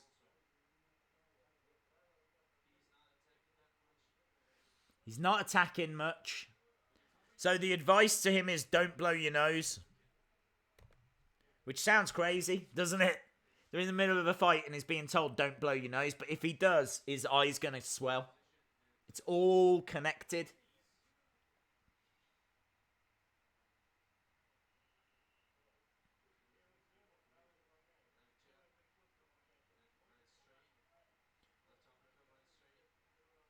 It's going to be very, very uncomfortable. Right, wow, great round that was for Herman. Great round.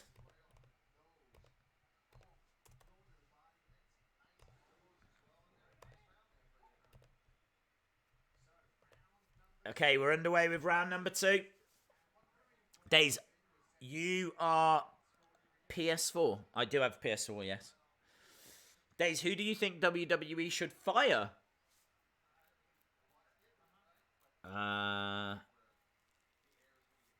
Don't know. I don't know.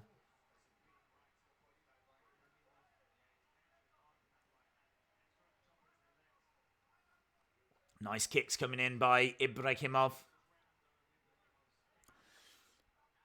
I'll have a think about it, Wrestling Master. I'll have a think. There's not a name that really comes to mind. I didn't like how Jordan Miles dealt with that whole T-shirt incident. I understand him getting upset, and I understand him getting frustrated and feeling disrespected, but I also feel like it's a conversation that could be had, and rather than having that conversation, he took to Twitter, tried to swinging away by Ibragimov, but Ed Herman just covers up. They two break apart.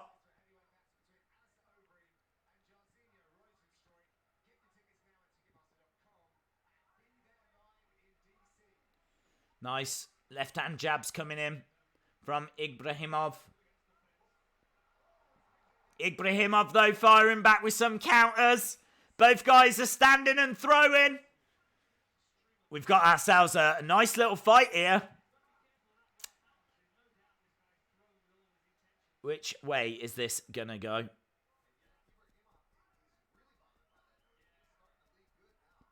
Yeah, they're saying that Ibragimov is getting really bothered by that nose. Apparently, there's a lot of blood that's coming out now.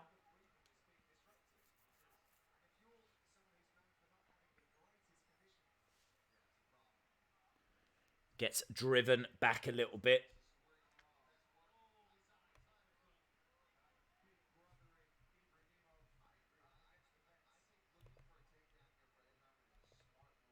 So they're saying Herman should look for a takedown here.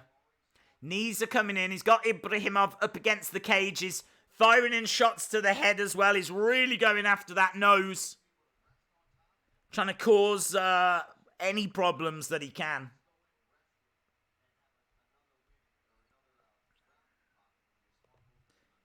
Yeah, they're saying try and get another round in your pocket. Ed Herman took that first round. Be good if he could get another round. Knees coming in again, and again he's controlling this fight. Really good work this so far.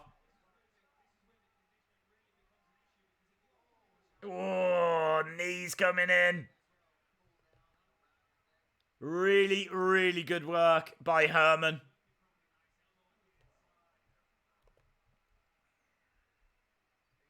In the clinch.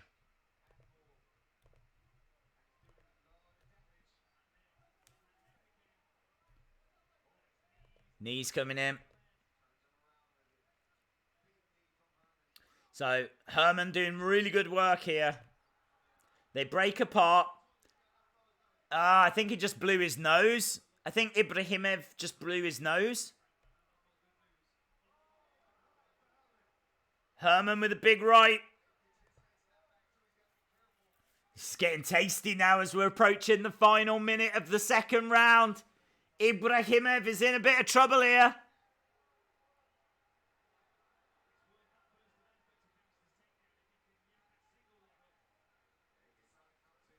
Yeah, if he could get a takedown here, he would definitely take this round, and then he'd be 2-1 going into the third.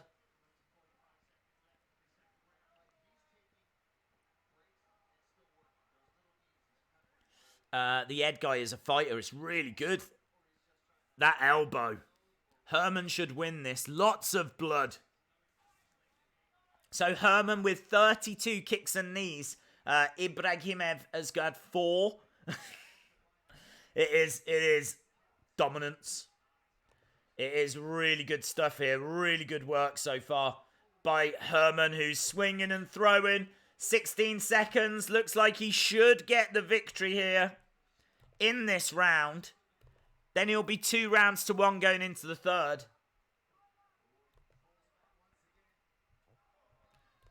Oof, big strikes. Ibragimov is struggling. Those shots to the nose have clearly taken it out of him. He's not even gone to his stool. He's just sat down on the floor. He's shaking his head. They're telling him to breathe. I'm not sure if he's getting the oxygen that he needs, you know? If he can't really breathe through his nose, then he's going to have to rely on getting all of the oxygen through his mouth, and it's got to be so hard.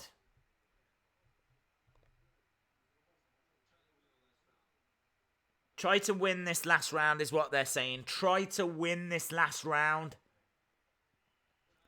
He's currently sat on the floor. He's not even sat on the bench or anything, on the little stool. He's sat on the floor. He looks totally dejected. He looks like a beaten man. And it all came from that first round. It all came from those knees.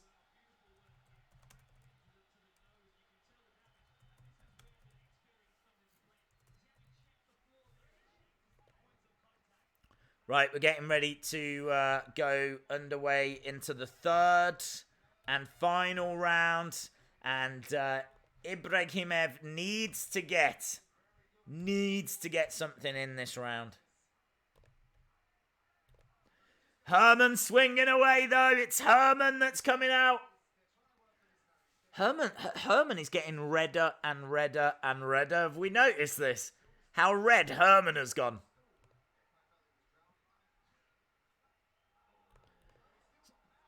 Yeah, it's got a lot of power.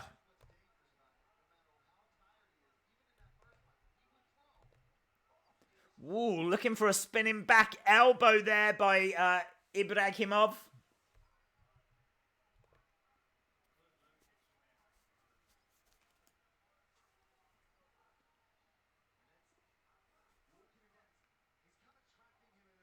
He is kind of tracking him. He is kind of walking him down.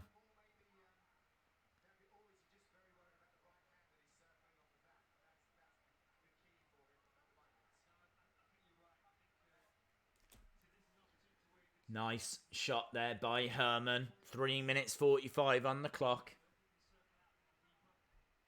So they've literally got around about 3 minutes 30 till the end of this. And I think Herman is up 2 rounds to none. Ibragimov is struggling to breathe here. Herman. Hello. Ibragimov has grabbed the leg of Herman. He's got Herman's leg. He's driving him up against the side of the cage. And down he goes. Herman goes down. So Ibragimov is getting a little bit of joy now, but Herman straight back up to his feet. There's really, really not much time left here. It's about 2 minutes 50. And Ibragimov doesn't look like he's going to get a finish and is surely down on judges' scorecards.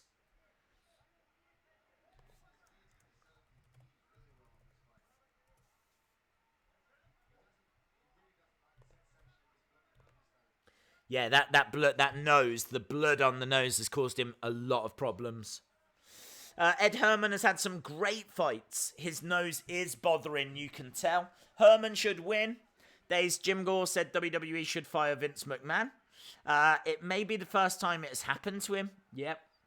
It's not, I mean, I can't even imagine it. I can't imagine, like, early in the first round, having your nose damaged to the point where you struggle to breathe. And then you've got to do the rest of the fight. Herman just firing knees in.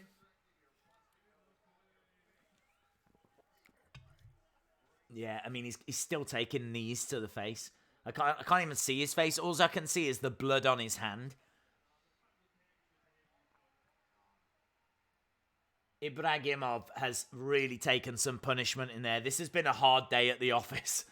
This has been a hard day at the office. I think you can even see the blood on the knees of Ed Herman.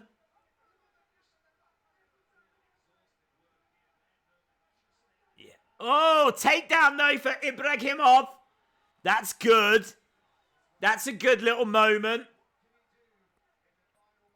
What can he do in the final moments? It's a little bit too... I mean, the amount of blood that's coming out is horrific. It's all over his face. He's like wiping it all over the body of Ed Herman as well. Armbar. He's looking for an armbar, Ed Herman. He's got that arm. He's got... Triangle? No.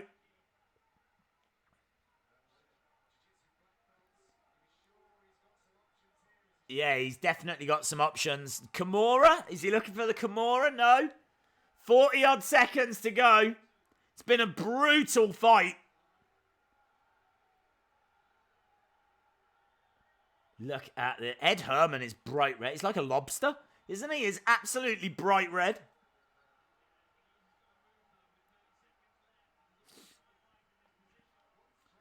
Driven back. Herman drives back Ibragimov.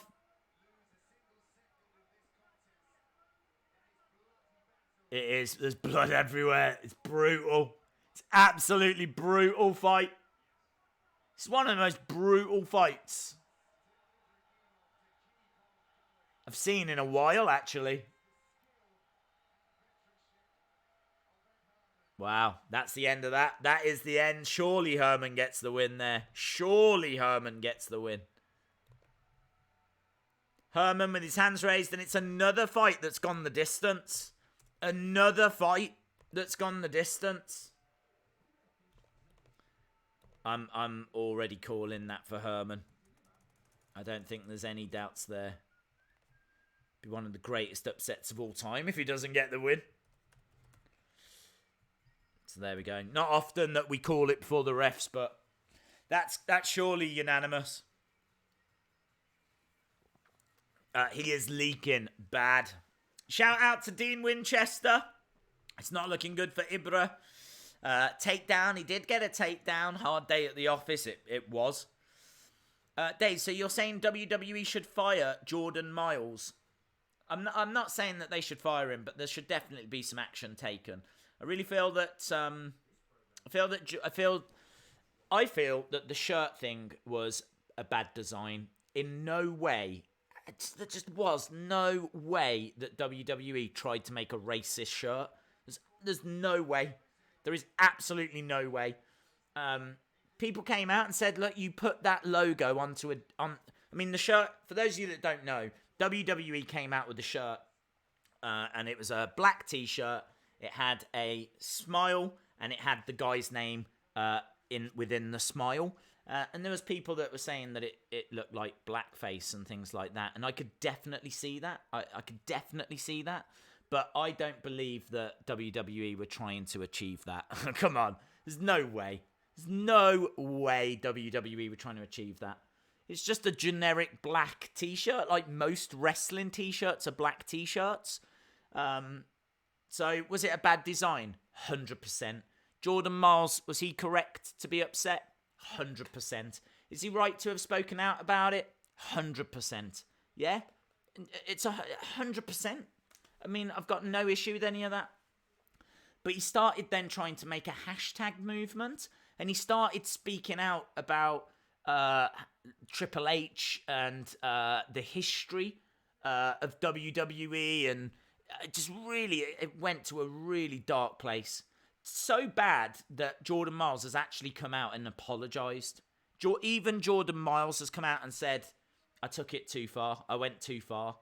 Because, you had people like Booker T saying he dealt with it the wrong way. What could have been a conversation behind closed doors was completely blown up. And it didn't need to be that way. I don't think he should get fired.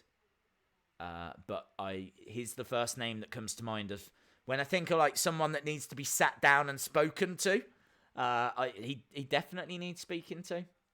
I think WWE should apologise for the T-shirt, and I think he should apologise for how he dealt with it on social media as well. Because he was trying to make it into this big movement.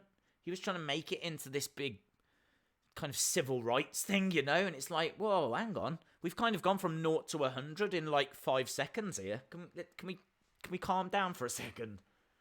And I think it speaks volumes, the fact that Jordan Miles came out and said, I went too far. I took it too far. So, yeah, I don't think I'm saying anything controversial. I mean, Jordan Miles, as we said, apologised himself. I wouldn't fire him. I think that it was a really bad T-shirt design. And I totally see where the offence came from, like why it was offensive and everything. But I can't really think of anyone that's like done anything on that level. Anyone that's, do you know what I mean? 205 or bust. Just having a look at people that have moved to the light heavyweight division and their records. The judge that scored it 29-28 is a fool. Herman did fight, and Herman won. No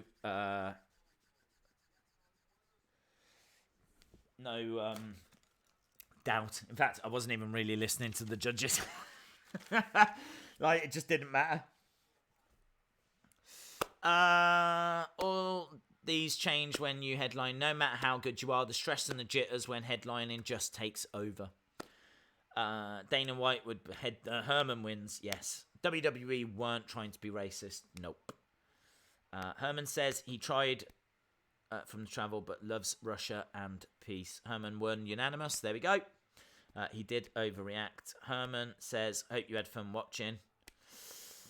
Days, have you seen Asuka's cooking channel? It's not a cooking channel. It's just a YouTube channel. But she did some cooking on there. I don't know. I don't know. I mean, it's Asuka. She's going to have people watching. But anyone else did that. That channel ain't getting views. I'm sorry, it's not. That channel would not get views. So I don't actually think the content is. I mean, one video she set up a gaming chair. I don't know. If it was anyone else, it wouldn't get views. But because it's Asuka, people are watching it and people are enjoying it. So fair play. They're just showing us the card for the next fight night, but of course we need to move on because this is a very interesting card we're watching right now. I really do want a proper finish, though. All of these fights go into decisions. Imadaev versus Danny Roberts, welterweight.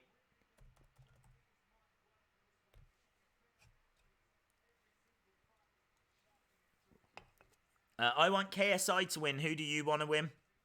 KSI. November 16th, lots of Brazilians fighting. 30-27, 30-27, 29-28. Thank you very much. Ha, ha, ha. Hope you are well as well, my friend. Yeah, I've got to be honest. Tonight has been a very interesting night. There's been a lot of close fights in the sense of them going... Because obviously you can get a finish at any time. So when something goes to decision, you just don't know. Anything can happen at any time. Some of them have been unanimous decisions. Some of them have been split decisions. But yeah, we're up to our... We haven't had a finish. Like, I think I'm right in saying that the final prelim fight and all three of the main card fights have all gone to decision so far. So I would like to have a finish in these next three fights, like a knockout or something. But it's been fun. I've enjoyed it. Obviously, this is just the first of Streamer Day, because after this we will be going over. We'll have a little break, but then we will be going over to AEW tonight with their pay-per-view show. And of course, everyone in the chat very excited about KSI versus Logan Paul, and we are going to try to cover that as well. All depends how long AEW goes on for, to be honest.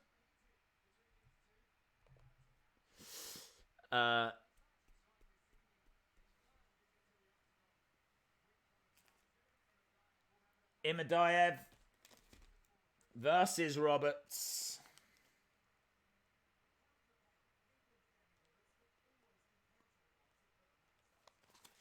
Roberts is a very exciting fighter. His record is now 16-5.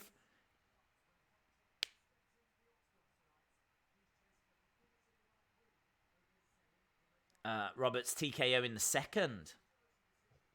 I've got Imadaev. Cody or Jericho? I think Jericho, and I want Jericho. What happened with Thunder Rosa? She fights what time? She fought last night, Unbroken 1010 or 1010, Unbroken 1010 or Unbroken 1010. She fought last night. I won't say anything unless you want me to. But yeah, you might be able to find the fight out there if you want to watch it. Days, I got the house to myself because my girlfriend has just gone out. Very cool. Right, we've got Imadaev versus Roberts. So Imadaev is very intense, man. Very intense. He's a solid fighter. Lacks a little bit of experience. He loves throwing, like, spinning back fists and spinning back elbows, and it's a real strength that he's got in his arsenal. Danny Roberts has got KO power. He's probably the better overall fighter. Big question marks about his chin. Big question marks about his chin. So we need to wait and see what Roberts is going to actually bring here. Because as we said, big question marks regarding his chin. That's why I've gone with Imadaev. I think Imadaev probably got enough to get the victory here. I think Imadaev comes in as minus 220 favourite. Danny Roberts is plus 180. Should be an interesting fight again. Hot Chocolate is from England. I hope he does well. Hello, LSW.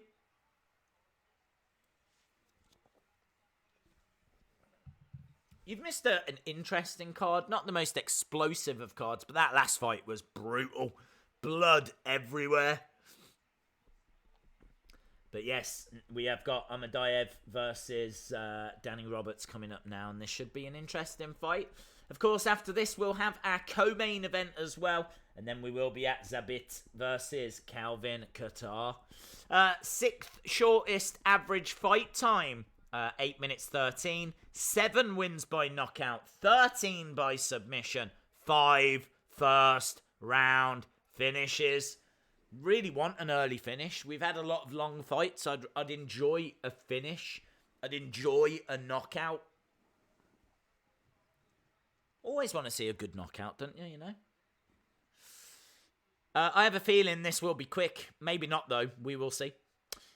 His chin. Yeah, his chin. He's got his chin. He's been knocked out a few times, Danny Roberts. So he's been rocked a lot and knocked out a few times. Imadaev really could find a way through.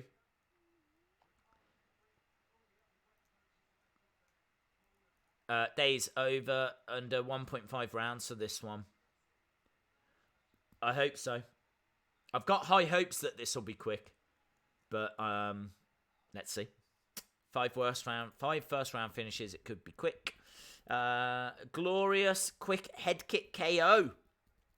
Days, how much is Full Gear? And how do I watch AEW? It depends where you are. If you're in the UK, I think it's about £20. If you're in the US, I think it's $50, which is ridiculous. That is a ridiculous price. Like, it's about £20 here, which is still, a fair bit of money considering it's going to start at midnight. But, yeah, at least it's not, like, unrealistic. I do feel like $50 is unrealistic. So, honestly, I don't know how many people are going to tune in. I think the problem they've got is that I don't think they make a lot of money from their TV deal. They're obviously not bringing money in from figures. They don't have, like, a video game. They're just, I don't know where they're getting a lot of their income from at the moment.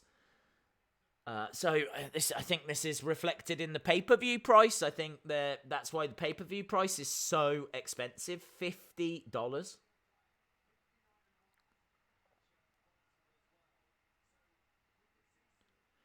So Imadaev, brilliant striker, and this is what I'm saying. He's a great striker. He's got great striking ability. He's got a boxing background, and there's question marks over Danny Roberts' chin.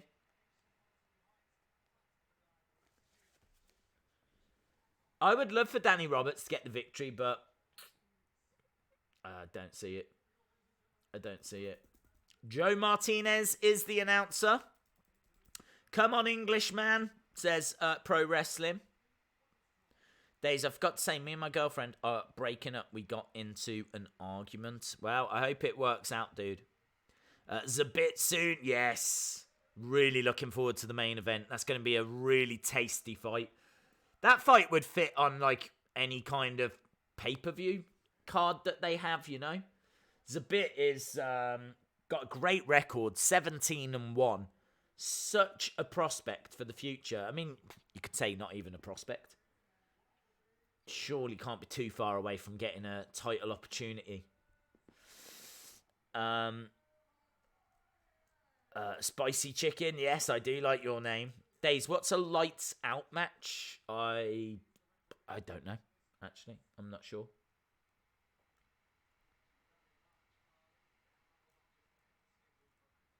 Right, here we go. Let's go over to this. The fourth fight on the main card. And we are underway. So we are underway here. 5 first round finishes for Danny Roberts. Be really, really cool if he could somehow get an early finish here. All of these matches so far have gone the distance. Look for headshots. Look for spinning back fists. I do worry about Danny Roberts' chin. Oh, going in for a body kick. Danny Roberts already looking, moving around, changing his angles.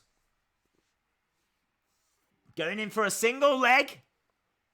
Driving Imadaev back. So Imadaev is up against the cage. I wasn't expecting this from Danny Roberts in the clinch so early. Imadaev spins it round.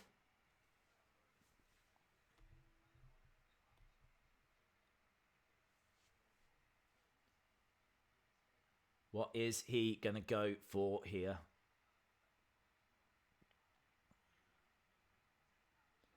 Shots to the head by Imadaev. 1 minute 30 gone so far.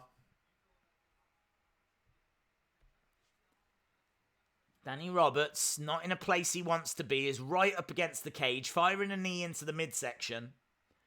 Imadaev trying to fire in little uppercuts. Danny Roberts trying to fire in little knees.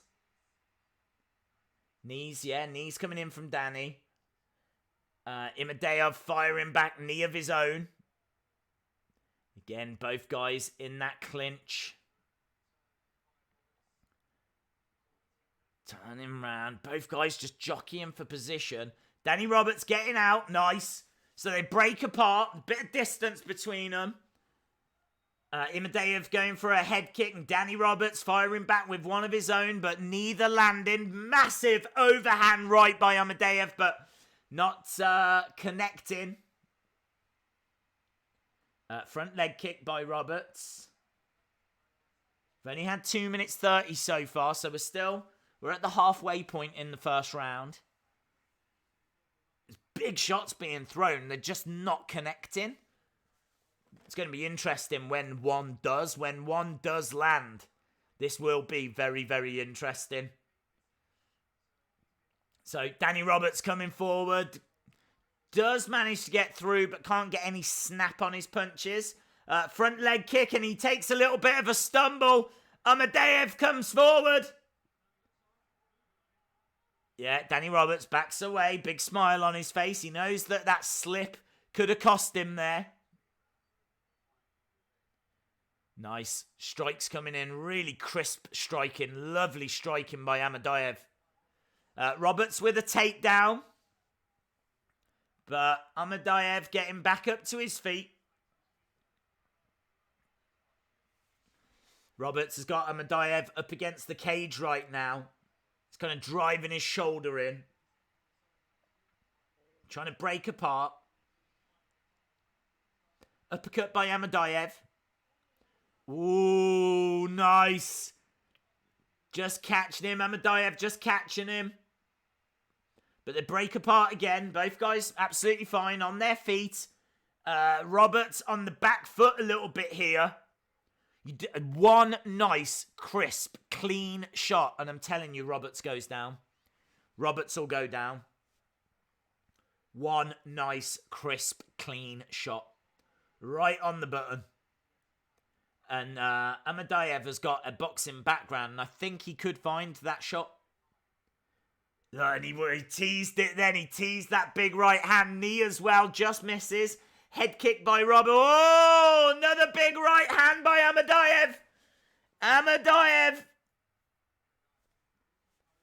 Yeah, he is looking very, very composed. Imadaev standing his ground in the center. Leg kick charging forward by Roberts. Roberts backed up, looking for another takedown and getting it. Oh, couldn't hold it. Couldn't hold it. And now he finds himself on his back with Imadaev on top. But that is the end of the round. I think Roberts a little bit fortunate at times in that round. Little bit fortunate at times. Good luck keeping him down. Days, is the KSI Logan fight 6 or 7? Days, the KSI Logan fight is at 6 or 7. I was told it was 4. Pretty sure it's 4, dude. I don't think it would be 6 or 7. All I can say is as soon as we finish, I will have that fight. I will switch over, and if we can cover it, we will cover it.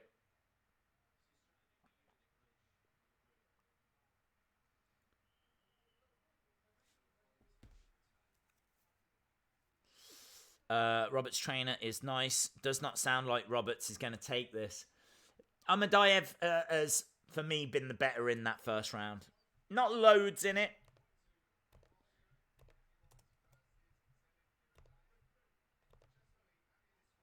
Okay, we are underway.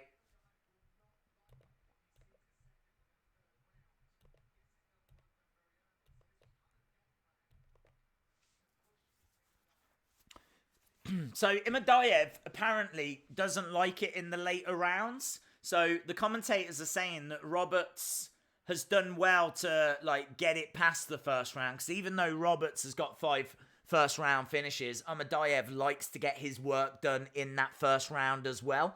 A beautiful takedown, but Imadaev is on top. So Roberts was really driving Imadaev back. Took Imadaev down, but again, Imadaev switches it straight away. So Roberts is getting Imadaev down, but just not controlling it at all. At all. So both guys are down. Fists coming in. Is there a bit of blood, or is that from before? Might have been from before. Danny Roberts trying to get up to his feet. And he does. So Roberts getting up to his feet. He's got Imadaev behind him. Oh, big, big strike by Roberts. Big, big strike by Roberts. Nice kick by Roberts as well. Both guys standing their ground in the centre. Not a great deal being thrown. We've had 1:30 in this second round. Roberts now really starting to throw some flurries. Starting to throw some shots. Imadaev is just going to be so hard to put away, though. I don't know if Roberts is going to be able to knock him out. I do feel that Imadaev could knock Roberts out, though. Again, Imadaev, single leg. Roberts looking for that takedown. He's got Imadaev up against the cage. Imadaev, though, getting back up, so I don't think they're going to count that as a takedown because it wasn't fully executed. So Imadaev up against the cage with Roberts really leaning into him, firing in some knees right now. We're almost at the halfway point of round number 2. This could be another fight that goes the distance. We might just never... What if we never get a finish again? What if we never see a knockout again? Again, nice. Looking for a takedown. I do get the feeling that Roberts is maybe the stronger of the two. He does seem to be able to get Imadaev down relatively easily. Knees coming in from Roberts. And again, So Roberts firing knees into the midsection. Up against the cage again. This isn't where Roberts really wants to be. Imadaev tries to take down Roberts. Roberts in a seated position, but looking to get back up. And he does. Imadaev in a dangerous position here. Is round the back of Roberts. Knees coming in from Imadaev. He's got to watch that. Just got to be careful of like a rear naked choke, but knees coming in now. Both guys trading knees to the midsection. Imadaev spins Roberts around. Knee coming in. Oh, big strike by Roberts. Beautiful left hand. So these two have really been in a clinch. Really throughout the majority of this second round. It's a proper brawl. I feel like Imadaev took the first round. Roberts, I don't know how many takedowns they're going to have scored him. There's been a lot of takedown attempts that haven't been fully executed.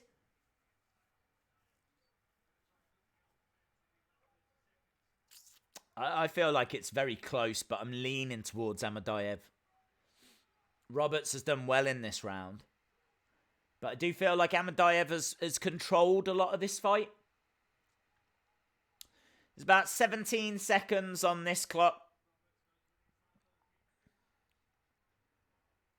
Oh, Roberts! Roberts! We get a finish! Big left hand by Roberts! Wow, ref stopped that really early. Imadaev, I don't know if he went down, but I don't know if he was out. He's shaking his head. Although he does seem a little bit shaky, actually. Wow, that came out of nowhere. Honestly, came out of nowhere. I think it was a left hand. I think he kind of taps him with the right. Looking at it here, does get him with the right. Just kind of sets him up with the right to bring round the left. He takes him down, but Imadaev isn't knocked out. He's knocked down.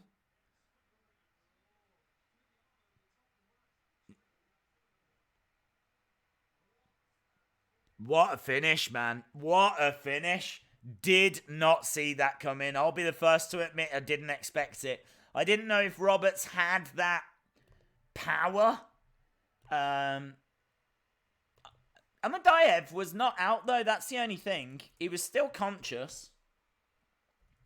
Oh, man. We're moving to Volkov versus Hardy next. That is going to be juicy. What a finish. Yeah, I know. It was brilliant, wasn't it? Really, really good. Finally, we saw a finish. Finally. I know, pro wrestling. I was getting worried. I thought all of these fights were going to go the distance. Thank you very much to Johnny Wad01. Shout out to you. Johnny Wad says, I do WWE Gotham and figure stuff. Very cool. I watched the first couple of seasons of Gotham. I loved it. But I just never got around to watching the rest. I need to see if it's on Netflix or something, because I'd love to watch it all. I did enjoy Gotham. He didn't see that knockout. It was brilliant. Out cold. That's a good stoppage by the ref. Do you think he still seemed to be conscious to me. He seemed to get knocked down, but he didn't seem to be knocked out. Although he did seem to be a little bit shaky after. But he was shaking his head as well. I mean, obviously he's going to disagree with it. But yeah, it's not. He wasn't out. He wasn't like flat out. He went down and kind of popped up, and his eyes were open, and he seemed to be responsive. Well, there we go. Look, Danny Roberts getting a victory. Round 2. 4 minutes 54 by knockout.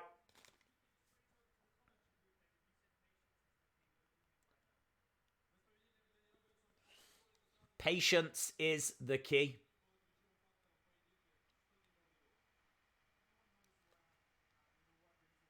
Is that a cut on his head? I think he's got a cut right here. It looks absolutely horrific.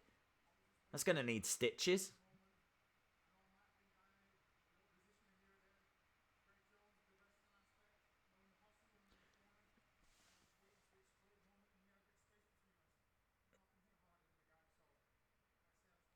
Robert says he knew he could hit harder.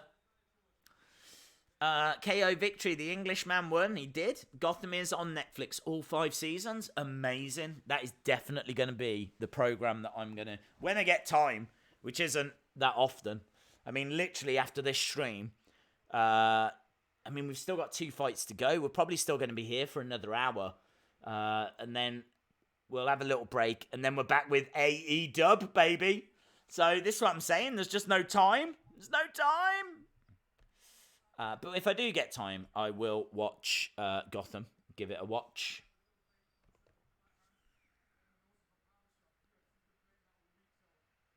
So we're moving towards the co-main event, which is exciting. Very excited about this.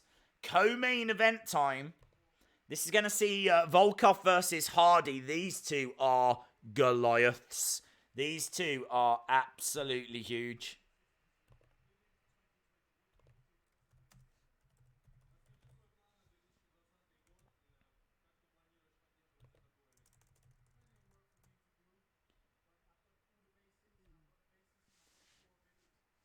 Roberts is saying that he's got plenty of work that he needs to do, but he's got all the basics down.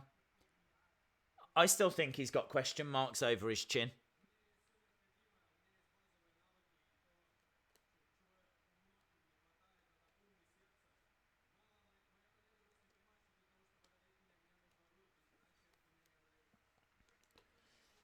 Right on the jaw, that punch landed hard.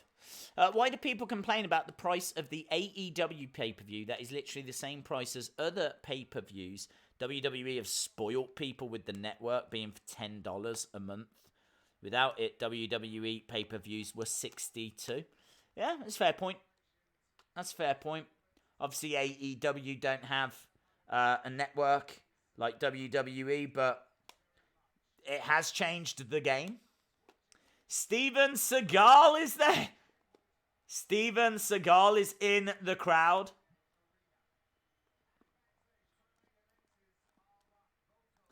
Volkov versus Hardy. So, Volkov, I mean, you want to talk about experience, you've got to talk about Alexander Volkov. 30 wins, 7 defeats. What a record. He has won 30 times. He's only ever lost 7. Absolute monster. I think he's got the advantage here in every aspect. He is going up against Greg Hardy, who is a brilliant fighter, but he's only fought, I think, is it like 7 times or something? 5 wins, 1 defeat, 1 no contest. He is a monster.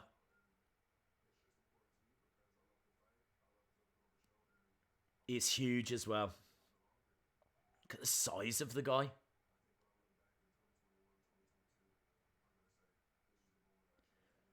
Greg Hardy, Prince of War. This is such an interesting fight. This is... I really feel like Volkov has just got too much. I feel like this is too soon for Hardy. But, I mean, this is a real test.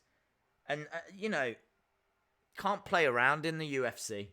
I respect Hardy for going to this level so quickly. He must feel like he can do it. But what a fight this is. This is so juicy. This is, for me, the most exciting fight so far tonight. We're really getting to the business end now. Volkov versus Hardy. I've got to tell you that Volkov is minus 500. Hardy is plus 375. So, heavy favourite for Volkov here. If Hardy can get the job done, this is really going to put him on the map. Really going to put him on the map. I mean, he is definitely a prospect and definitely one to watch anyway, but a victory here would be absolutely huge. Absolutely huge. Let me know in the chat who you think is going to be victorious here. Do you think Hardy can get the job done? How many of you out there are leaning towards Hardy? I've gone with Volkov. I would love to go for the underdog, but I just don't fancy him. I don't fancy him. I think Volkov is too good, too experienced, too powerful. He can set traps. He can fire in at different angles. He's got I think I'm right in saying Volkov has got the longest leg reach in all of UFC. I don't think anyone has got a longer leg reach than Volkov. So, and his cardio, his striking, it's like, you go down the list and it's like Volkov. I think maybe Hardy is maybe a bit more explosive than Volkov.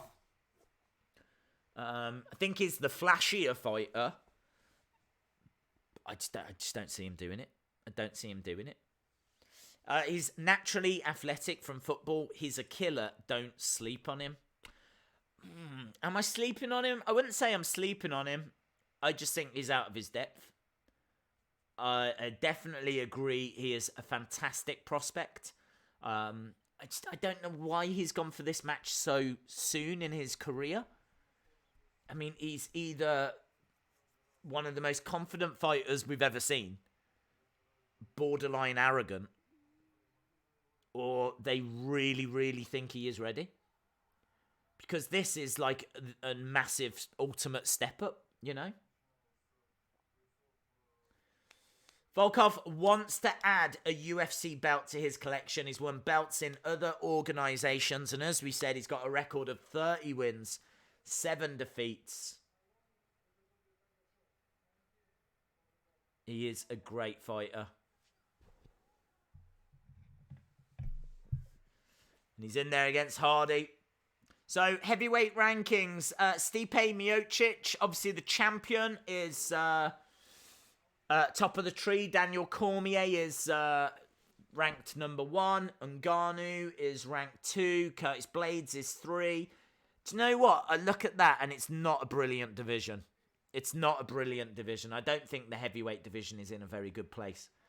I think Cormier cleared it out, really. It was only Miocic that... he beat Miocic, and then they did the rematch, and he lost. So... I don't know. I really feel like if Hardy gets a win here, he's going to really put himself on the map, because I don't see any real threats in this heavyweight division. Days, did you decide if you were going to buy the UFC game? When I play as heavyweight, I only use Volkov. He is my favourite heavyweight.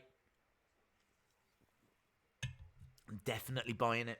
Definitely buying it. And I did look, and it was around £20 on the PlayStation Store. And I thought, I'm going to buy that. I didn't buy it straight away because I was going to go to bed. And then when I got up, just other things get in the way, and this is my life. This is what I'm saying. If I find time, like, I would play UFC 3, and I would watch Gotham, and do all these things. I just don't find the time. I mean, I stayed up after SmackDown and did some videos, and then ended up going to bed. Pretty much got up, set this stream up. I mean, I haven't even seen any wrestling news. I've got no idea what's happening in wrestling today, because I haven't seen any news. Dana White is going to choke him with the inhaler if he uses it again. If nothing else, he gains an amazing experience factor that could still propel him. He's a natural competitor. Hardy took the match because of the inhaler scandal. Hardy. Bigger the stage, the harder he hits. Zabit leaves too many openings. Calvin will drop him. Okay. Well, look, I am so up for these two fights. Really, honestly, these two fights might be the what I'm looking forward to most today. I know a lot of you watching don't watch wrestling, but there is a big wrestling event up tonight as well. And there's some interesting fights on those shows. Of course, it's predetermined, whatever, but still, it's interesting to know what direction they're taking and what direction they're going. So there's some interesting fights there. But honestly, I'm really interested in this. I think there's a bit fight I think is going to be interesting. But Volkov versus Hardy, I think this is... I don't know if it's this or there's a bit Kattar fight I'm most looking forward to. But I'd say it's these fights I'm most looking forward to. Probably the majority of the world would say KSI versus Logan Paul. Greg Hardy, 100% finish rate. All 5 wins have come via first round knockout. He's got wins 45 seconds, 53 seconds, 17 seconds, 57 seconds, and 2 minutes 15. Former NFL Pro Bowl defensive end for the Panthers and the Cowboys. Big guy. Powerful guy. Aggressive guy. Explosive guy. Yeah, brings a lot to the octagon. Make no mistake about it, brings a lot. But he is in there now with someone that has been there, done it, got the t-shirt, has won championships. He's not in there against a journeyman, or this is not a setup fight. This is the real deal. This is the challenge. This is the dance. This guy is ranked 7th in the heavyweight division. This is the test. So if you are a Hardy fan, and I can see many people in the chat are, I think even you have to acknowledge he's not faced anyone like this. This is where we really find out what he's made of. This is where we really find out. And I worry that it's come too soon. I don't know why he's got this match now. The angles that this guy can throw, the power that this guy has got. I do worry. I do worry. I do worry. But let's see. It's going to be very, very interesting. Big smile on the face of Volkov. Highest takedown defense in UFC heavyweight history, 81.5%. Second highest striking rate in UFC history, 6.28 per minute. Former M1 global heavyweight champion.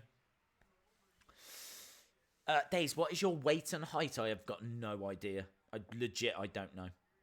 PlayStation is cool. UFC game would be fun. He's coming out to DMX. Days, it's a 2 in the UK and 6 in America, California. 6 plus 8 equals 2. Do you mean 6? 8 take away 6 equals 2. 6 plus 8 equals 14. Volkov is a polished fighter and well-rounded. I just don't believe Hardy wins here. I agree with Delbert. Shout out to you. Masvidal versus Conor. I know Masvidal is a monster, but I like the fight, and I think it would play out as a super exciting fight. Yeah, I agree. I think Masvidal would get the victory. Just haven't seen much from Conor. I mean, we haven't seen him in a UFC fight for a long time. That Khabib fight, you know, he got battered. You're living the dream being a YouTuber. Do you reckon I could be a YouTuber like you? Yeah, why not? I like Hardy's theme and Vulcan. None of Hardy's opponents have been where Volkan is. Yeah, I agree, dude. I agree with Joe. Pro Wrestling says I acknowledge that fact. Yeah, he's not had a real challenger yet, but the UFC has held his hand long enough. Fair play. I got to tell you that the odds, when I looked at the odds this morning, Volkov was minus 500. Right now he's minus about 290, so he's still heavy favourite, but the odds have shortened. He was at an outstanding favourite earlier. An absolutely outstanding favourite.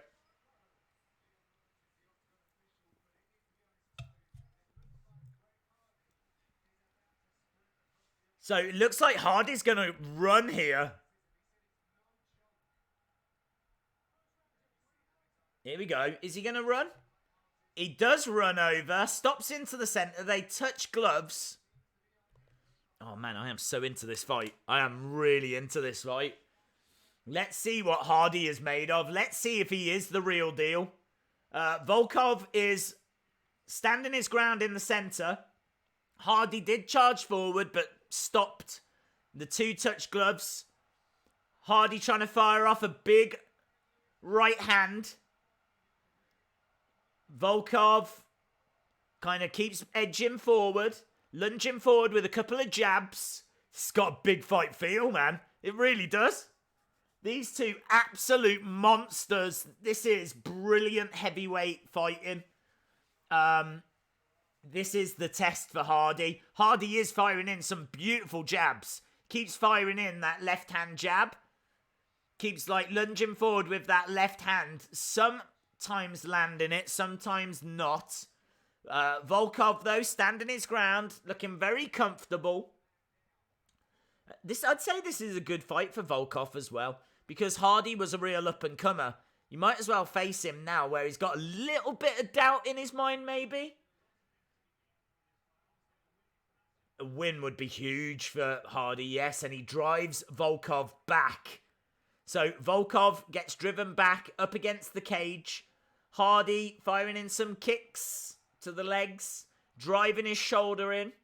Smile on the face of Volkov.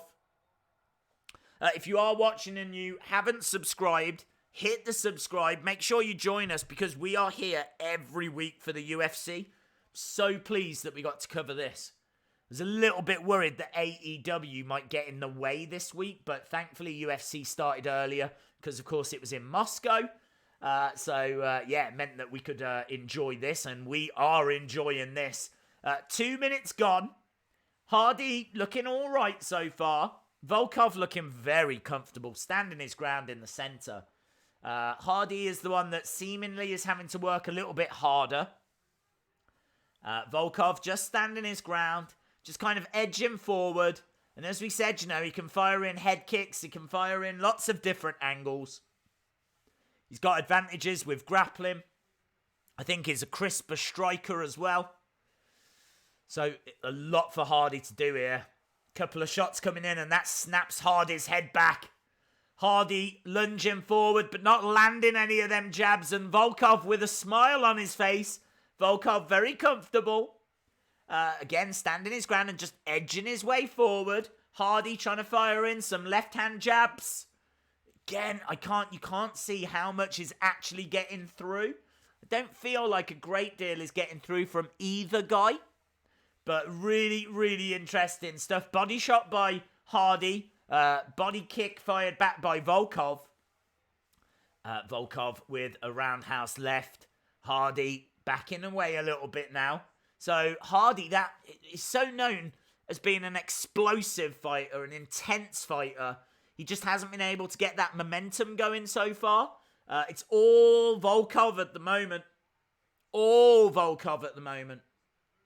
Lunge forward by Hardy. Hardy looking for leg kick. Volkov. I think the crowd are chanting for Volkov, actually. I think Volkov has got quite a cheer going. But we're approaching the final minute here of this contest. And it's not been the most explosive, but it's very, very interesting.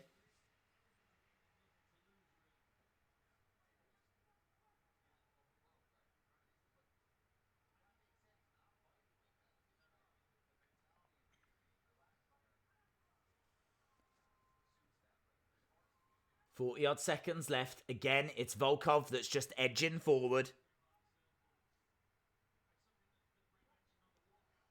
Kick to the body by Volkov. Hardy getting a couple of roundhouse lefts in. I think they did. I felt like they landed.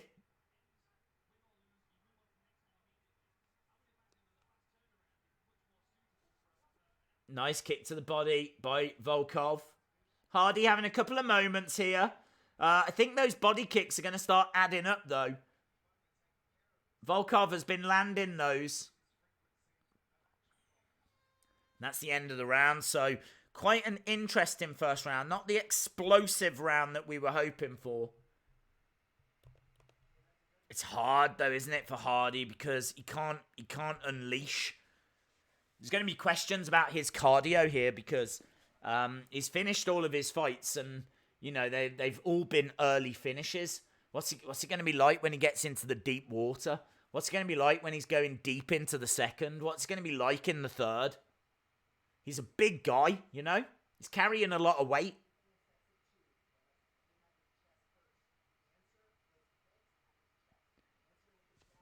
Days, glad to see you haven't been affected by the floods. Yes. I watched your most recent WWE Kids Magazine review. Great page impression. Glad you enjoyed the video, dude. Hardy only has 1 round in him. Well, that's the concern. No Hardy chance. No, there wouldn't be. They're in Moscow. Both guys, big smiles on their faces.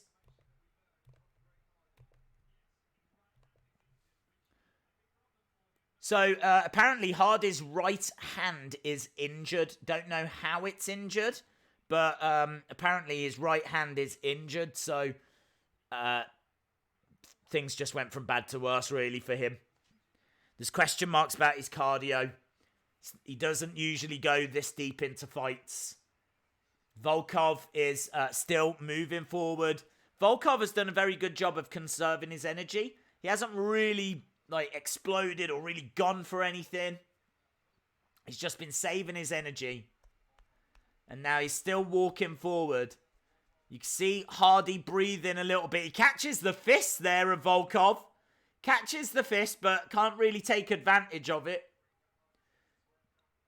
Yeah, Hardy does get his work done early, and he does seem to be breathing a little heavy to me. And his hand might be a bit uncomfortable if he's damaged that right hand. He's certainly not throwing it. Certainly not throwing that right. Again, there's the left.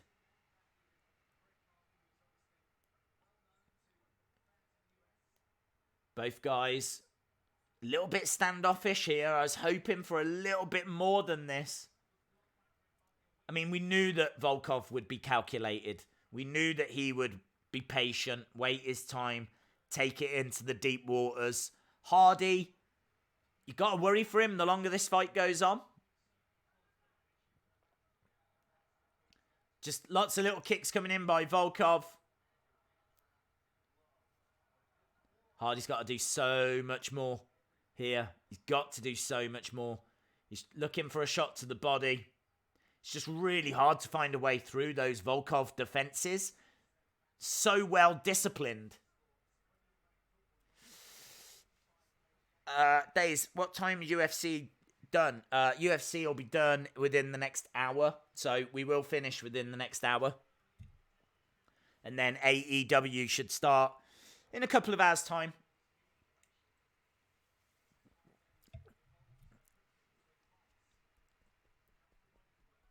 I see in Daze's face, he read what I put about height and weight. I read it out. I said I don't know. I genuinely don't know. I never weigh myself. Ever. I do not care about my weight.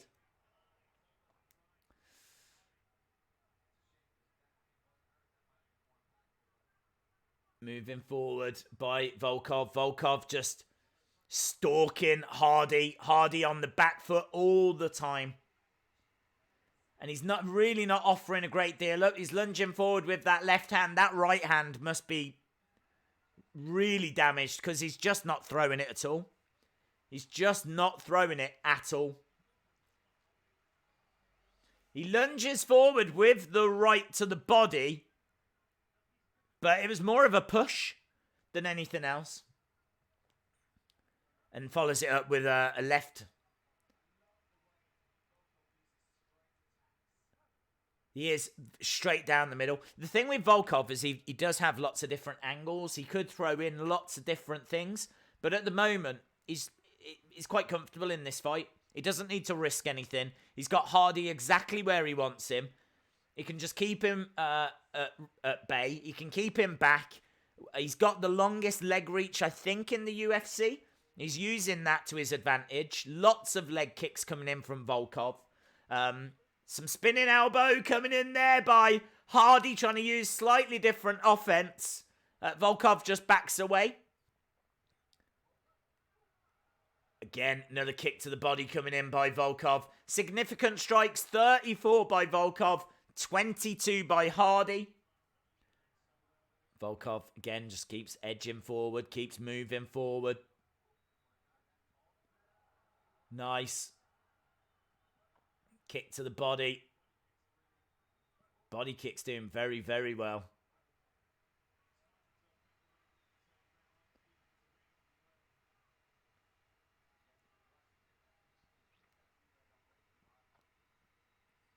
Nothing coming in here with like 13 seconds left on the clock. Hardy's not offering anything.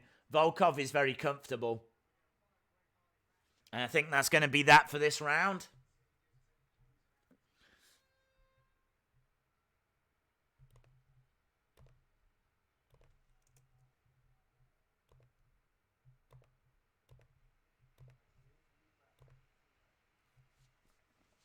Hardy could have a hand problem. He's got a big hand problem.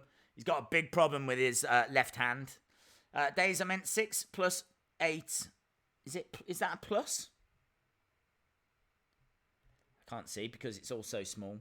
6 plus 8 equals 2 on the clock. Hardy have any jet lag, I wonder? I just think this is a real step up for him. I think it's a real step up.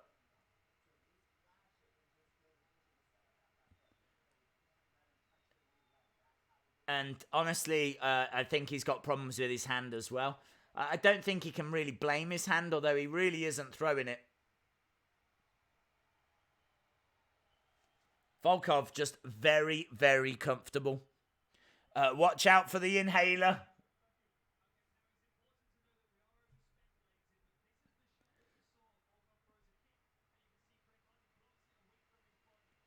So they're speculating that it was a block that might have caused the damage to the hand. Right, we're into the third and final round. Obviously, this is slightly unknown territory for Hardy. And Hardy, I think, is trying here to throw some stuff. I think he knows that he's in a bit of trouble. So we could be in for a tasty final round here. Hardy throwing a few combinations, predominantly kicks and that left. Lots of lefts coming straight down the center. Volkov standing his ground, but Volkov a little bit rattled here in the early stage. Volkov is the one that's on the back foot a little bit, but he's edging forward. Straight down the center again. He's just going to go back to what he was doing, throwing in those body kicks, using that leg reach advantage. For me, Volkov is up on the judges' scorecards.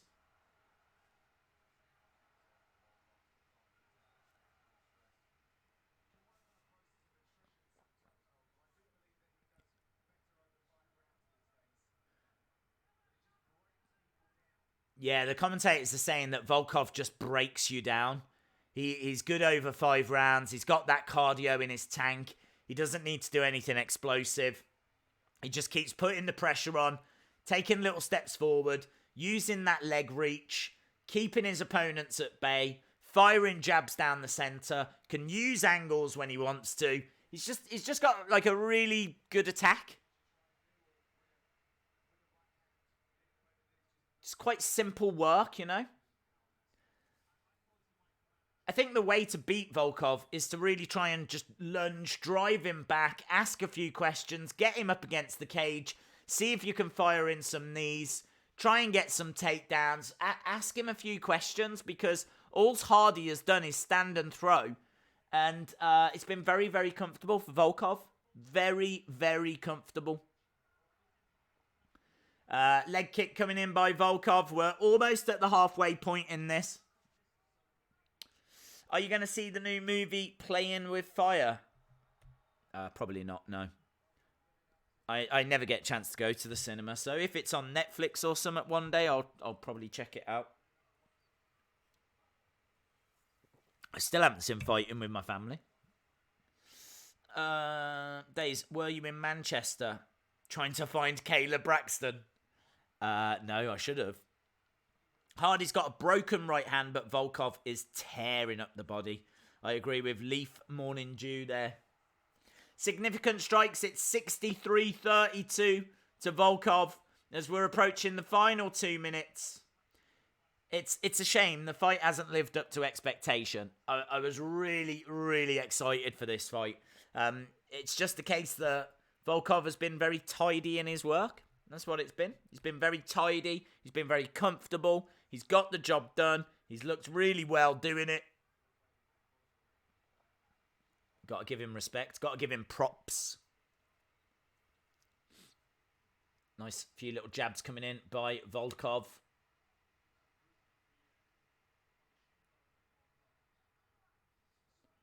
Head kick by Volkov. They're saying there's a little bit of bruising on Volkov's shin, but that's probably from the amount of kicks that he's thrown. He has thrown a lot of strikes. Nice shot coming in by Hardy.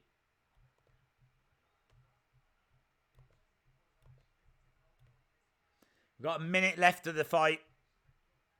Pro Wrestling says, fighting with my family was good.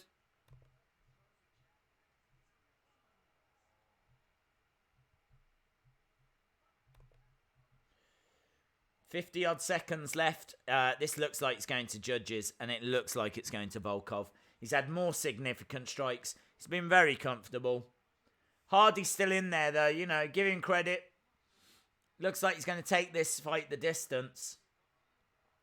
But I think this is going to be a unanimous win for Volkov. He is very, very accurate. He is very, very accurate. A few little jabs coming in by Hardy.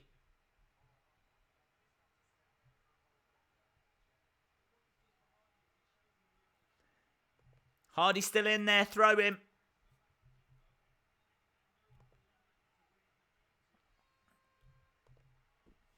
And that is that. Real shame. Real bit flat. Not going to lie. Little bit flat. Wanted more from that fight. It was just very tidy work. And I think that Volkov is going to get the victory there.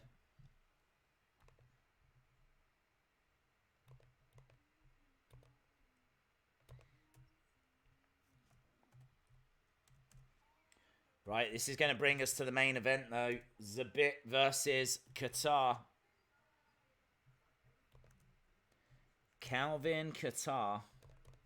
This will be our main event. And this should be an excellent, excellent fight.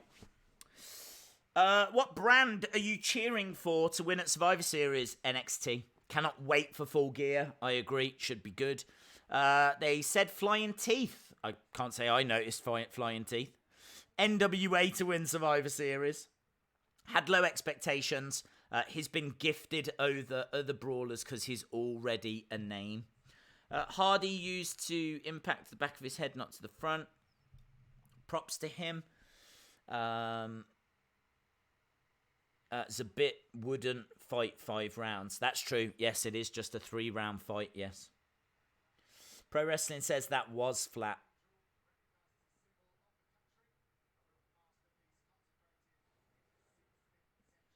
Right, here we go. We're going to get the official decision. Oh, ladies and gentlemen.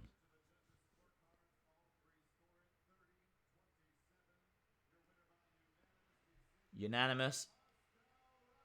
There we go. So it is a win for Volkov.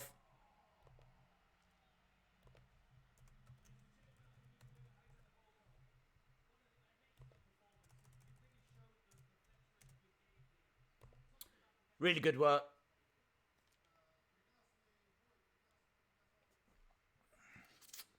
Zabit will win.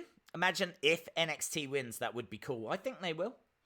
I think they want to give NXT a push against AEW, and giving them a win at Survivor Series just kind of really legitimizes them, doesn't it? So it's a good way to build them up as stars. You know, if people aren't going to check them out of their own, then force them to watch NXT talent. So we're seeing plenty of little invasions, and it's, you know, maybe introducing some names to some people that didn't know about them before. So I expect NXT to win. Hardy did a good job keeping the pressure on the whole fight. I think 29-28 for Volkov, but I can see Hardy winning. What do you think? SmackDown? Thought it was decent. Days, did you watch the countdown? Nope. I like the look of the translator because I also have long hair. He looks like he should be in a metal band, doesn't he? He looks like he is in a metal band.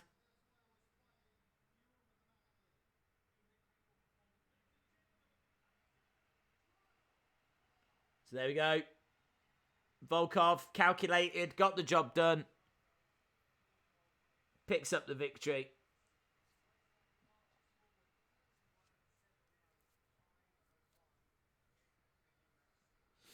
They always take pictures, and I gotta be honest, I never see them pictures. They always take pictures in the octagon, and I never see them.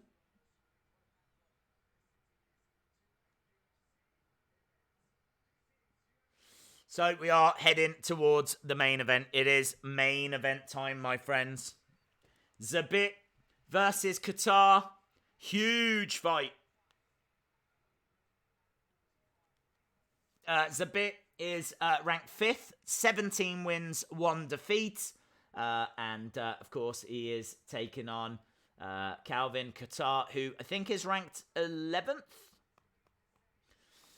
Featherweight division looks tasty, doesn't it? There's a lot of great fighters in that division. Obviously, Max Holloway has kind of cleaned it out, but Volkanovski,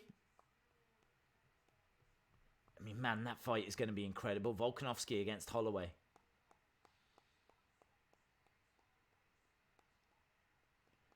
Yes. So, Zabit has got like a laser jab. His jab is incredible. Brilliant grappler. He is going to look to trip in the clinch. He's got a beautiful straight right hand. He's flashy. Doesn't have the power. That's the only problem. I don't know if he's got the power needed. Like, he will get through. He's got brilliant striking. But does he have the power to actually put Calvin Kattar away? Really good leg kicks as well. And that's going to be a big, big advantage. Calvin Kattar, great boxer. He has the power. Really good uppercut. Good chin as well. Likes to fight in the pocket. Little bit one-dimensional because he's got boxing, but I'm not sure he's got a great deal else. It's his only real tool. It's his real advantage is the boxing.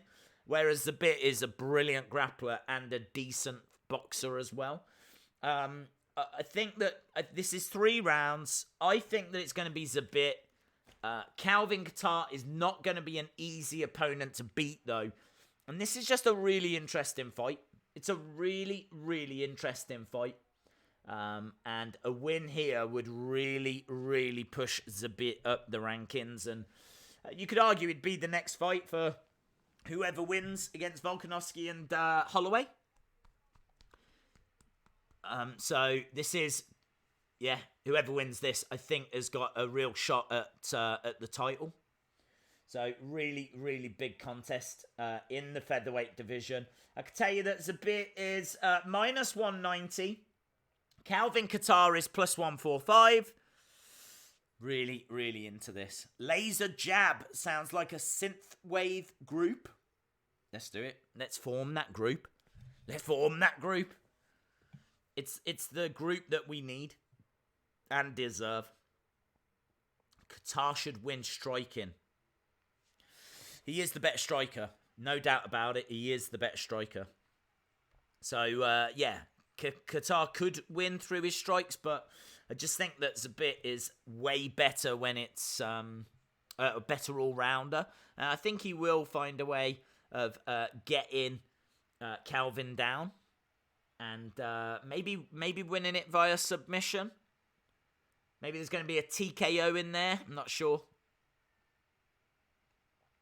I do favour Zabit here. But it is our main event. We have been streaming for over 3 hours of this UFC show. We haven't seen a great deal of flashy stuff, to be honest. Most fights have gone the distance. Thankfully, we did get a knockout, though. A very unexpected one, actually, from Danny Roberts. Volkov was very calculated in that co-main event. And here we are at the main event. Zabit versus Calvin Kattar. So, Calvin is making his way out now. Again, if you are watching and you haven't subscribed, hit the subscribe. We are here every week for the UFC. We cover all the fight nights. We cover all the big pay-per-view shows. We've got a great little community. And, of course, this is a weird time. Fully appreciate there's going to be people that are going to tune in later expecting to watch UFC. Forgetting that it's in Moscow and it's in a slightly different time. So, yeah, I fully appreciate there's going to be a few people missing, sadly. Hopefully they can join us again next week. I don't actually know where next week's is. But I think it's... Is it Brazil? I'm going to look. I actually don't know where next week's is. Let's have a look. UFC Fight Night 164 is in...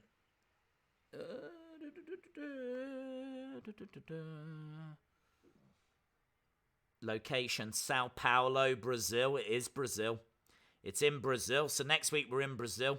But because we're in Brazil, it's going to have a start time, a usual start time. So the main card will start at 1 a.m. Of course, the main card tonight started at 7 p.m. here in the UK. So we will be back to normal next week. Right, Calvin Kattar. Back-to-back first-round knockouts. 5th highest knockdown rate amongst active UFC featherweights. 10 wins by knockout. A great striker. Really great striker.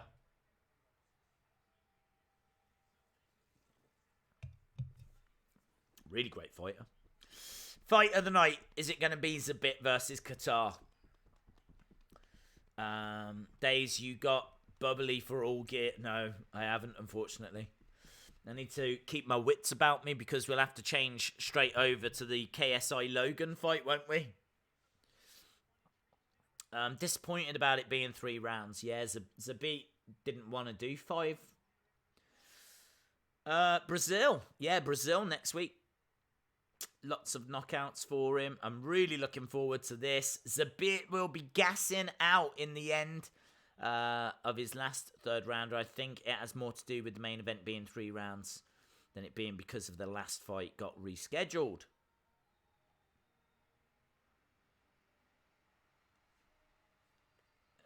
Okay, Zabit is on his way.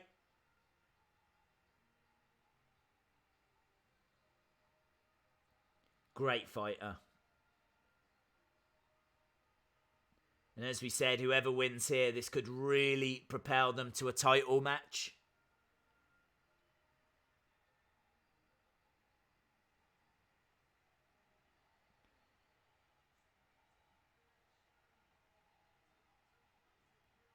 He's running down. He's running down.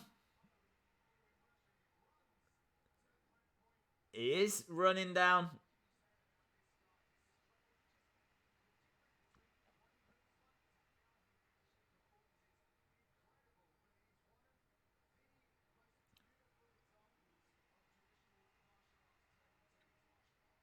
They're saying that he is one of the most beautiful examples of martial arts turned mixed martial arts. He's a very pure fighter. Well trained, well disciplined, everything you expect from like these great Russian fighters.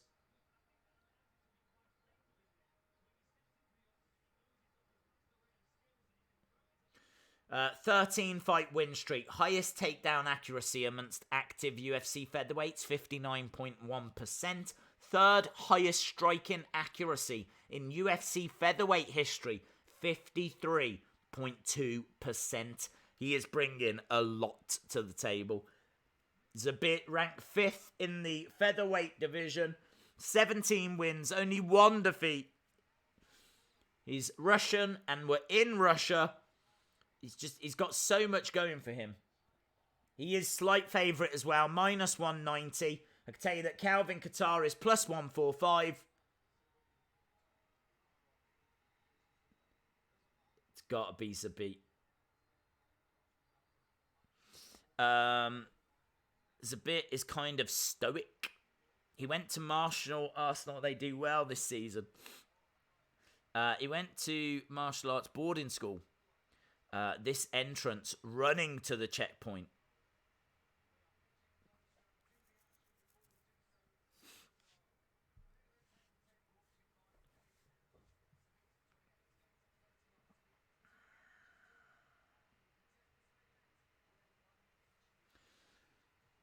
Right.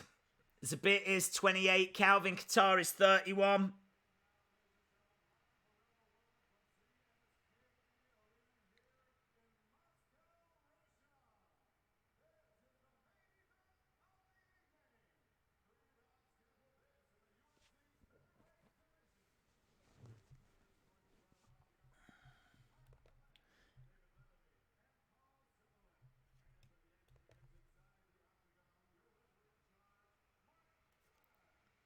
Okay, so Mark Goddard is the ref.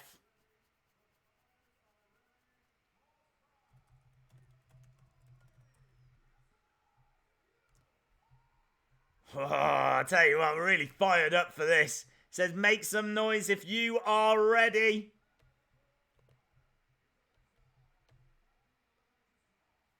I'm ready.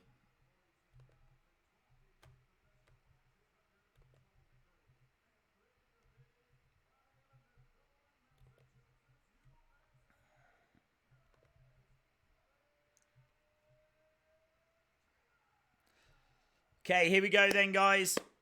Days, it sounds weird, but Leicester are second and we are 14th. Yeah, Leicester doing really well at the moment. Kattar wins. I will parlay 20 into 210. Really? Wow. Michael Stallone, that is awesome. This is the main event. It is. I've got Zabit getting the win here.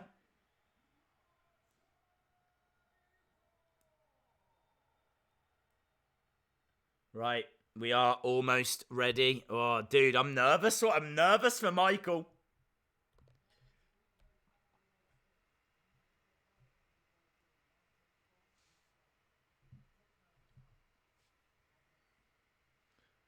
Okay, here we go.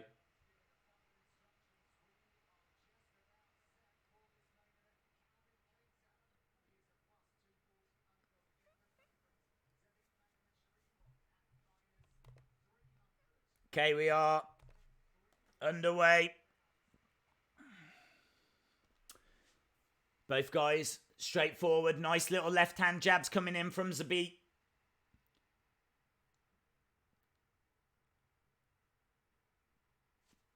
Not a great deal being thrown at the moment. Kattar just kind of backing away. I'm excited. Yes. You're right to be excited. This is the featherweight main event. So, both guys in the center. Zabit throwing a big left hand, but just swings and whistles by. Kattar on the back foot a little bit, lunging forward with a big right hand. Zabit standing his ground in the middle. I do like the look of Zabit. He just looks so comfortable. He just looks very composed, very assured, you know. Just seems very comfortable.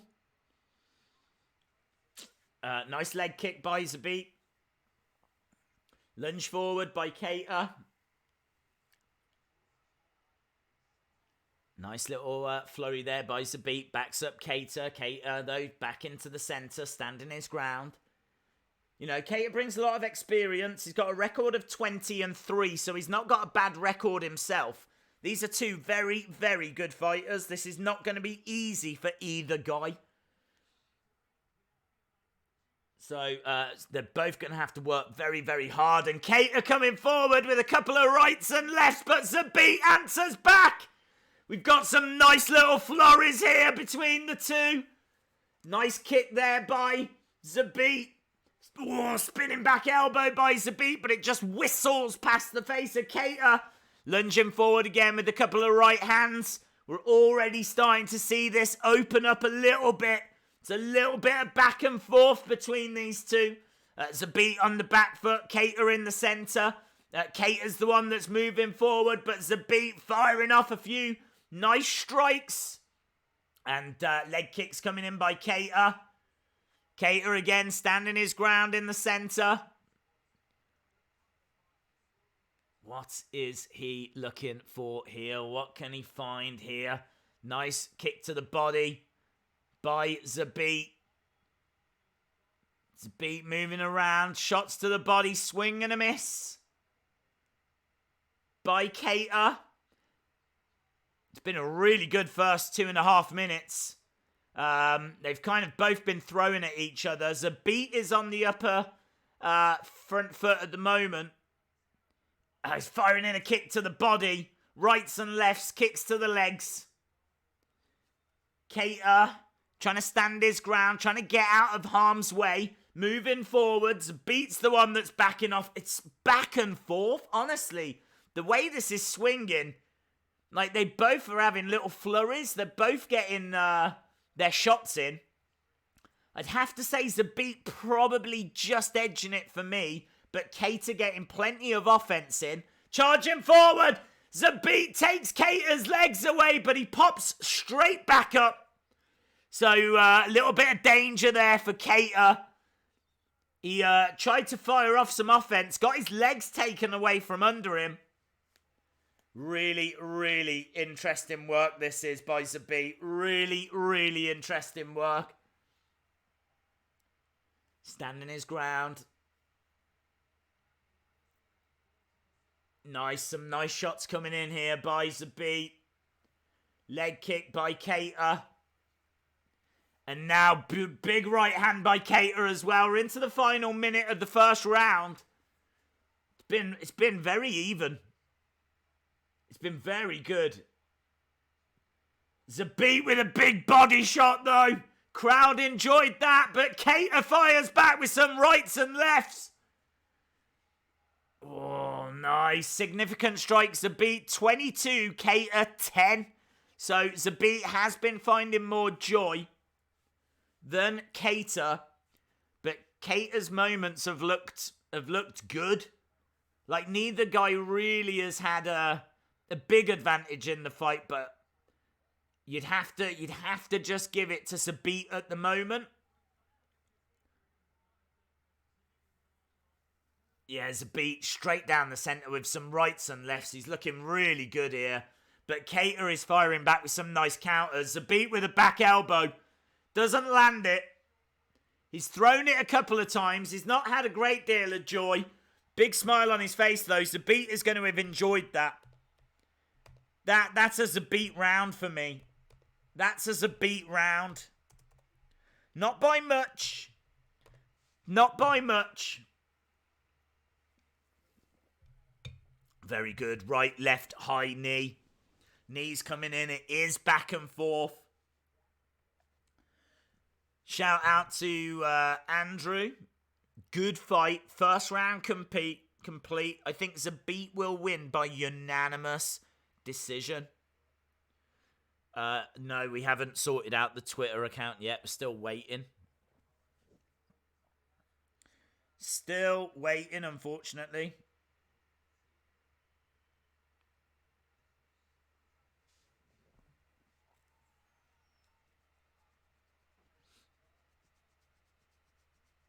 Nice shots. Just showing some replays here. It's very back and forth. Really good fight. Really enjoyed it.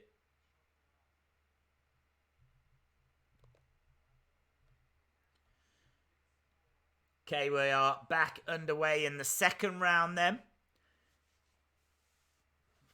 Very explosive first round. Zabit coming out and firing some beautiful combinations off. Kick to the body by Zabit. Kick to the leg by Zabit. So Zabit in this first 20 odd seconds really coming out. Throwing some stuff. Just for me, lacks a little bit of power. He is finding ways through. Spinning back kick to the body. Headshot as well, but doesn't land it by Zabit. All of these strikes, though, have got to be adding up. Kicks coming in by Kattar.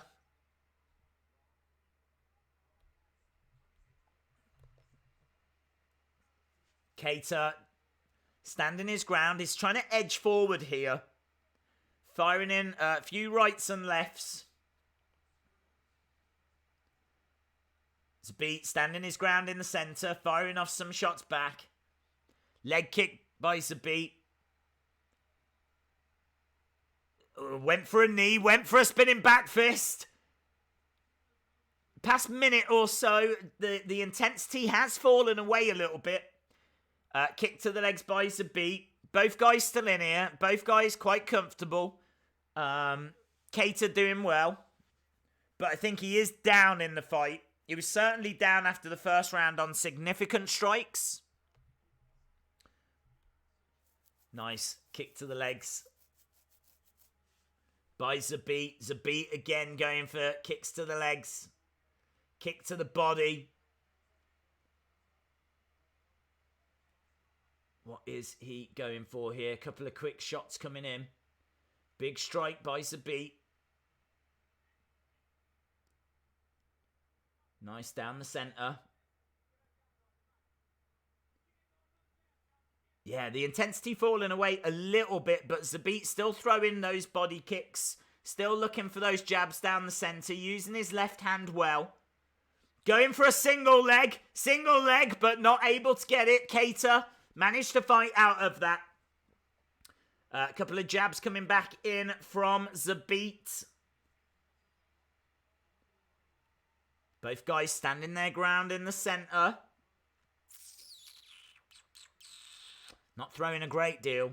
Second round so far hasn't been as good as the first. Don't forget, this is only 3 rounds. So we will go to a third and final round in a couple of minutes' time. Of course, coming up soon, we've got Usman versus Covington. Holloway versus Volkov. Nunes as well is going to be in action. Kattar, nice. Managed to get out of the clinch by Zabit. 1 minute 40. Both guys still standing and throwing.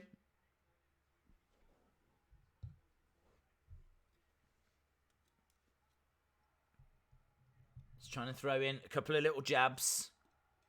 Zabit by decision. Let me know which way you think this is going to go. Kattar, third round KO, says Michael. Spinning delay. Zabit saying he's going to end this man's career.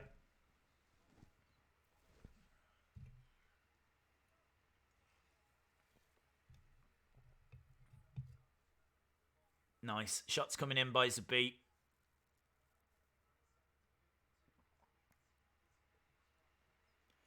Big shot there by Kattar. Kattar is getting joy. He is getting through. It's just that the volume from Zabit is a bit too much.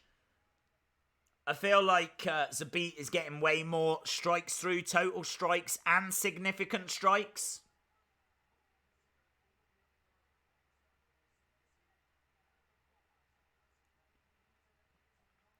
Shots coming in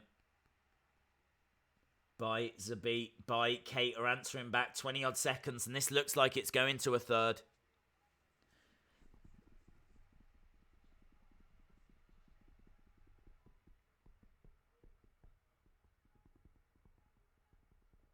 Head kick there. He tried for a head kick by Zabit. Few moments left. That's the end of that. We are going to a third and final round. Third and final round is up for this. They've really thrown at each other. They've really gone at each other. It's been a very good fight. It has been a very good fight. They've really thrown a lot. It's just neither guy can get that moment, you know. Zabit, I think, has thrown more volume. I think he's thrown more total strikes and significant strikes. He's gone for single leg takedowns. Kattar's not really found a great deal of joy. He's definitely got shots through, but we're just looking at the highlights here. Spinning back kick. The trip into the clinch by Zabit. Tried for that head kick, but couldn't quite land it. Right, we're into our third and final round, guys. Which way is this fight going to go?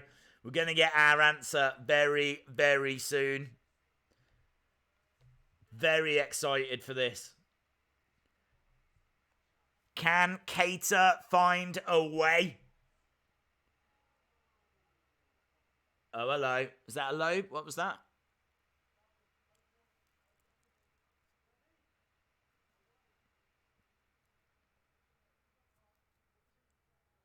Khabib, I think, is getting called over, is he? Yeah, that was low. Low by Zabit. So we're back underway.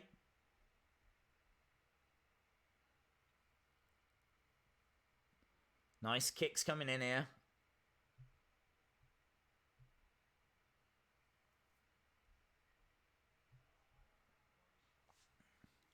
Jabs coming in. Some great jabs coming in by Kattr. 4:20 on the clock. Any damage? Not a great deal of damage. I mean, there's a bit of red swelling starting to appear around the eye of Kattr. Zabit looks absolutely fine. Zabit by decision. Both are going to get knocked out. Dagestans are crazy in a healthy way. I agree. Days, will you live stream KSI Logan if we get time? Yes.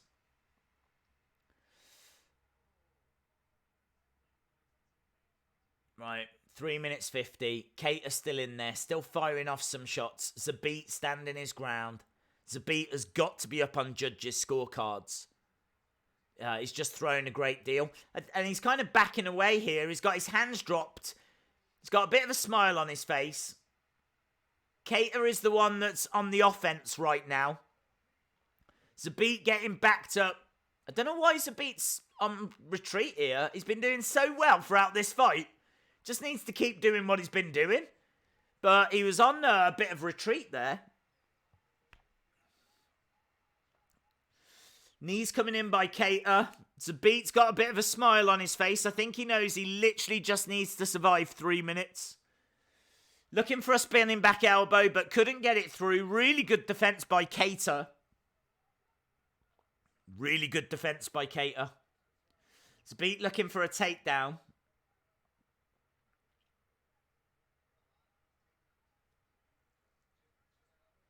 Nice shots coming in.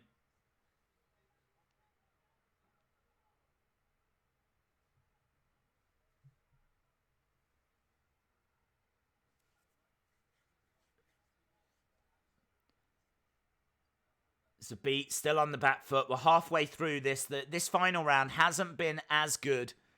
But they're starting to throw a little bit now. Zabit has stopped engaging rather than standing and throwing. Is kind of on retreat a little bit. Oh, Kattr! Kattr now starting to unload on Zabit. For whatever reason, Zabit just isn't standing and fighting. He's retreating. And Kattr is finding ways through. I don't know why Zabit has changed his strategy here. He's on full retreat. He's got to get his rhythm going again. I don't know what's happened to Zabit. Zabit has just fallen away a little bit. And Kattr is still standing and throwing. This has been a really good round for Kattr.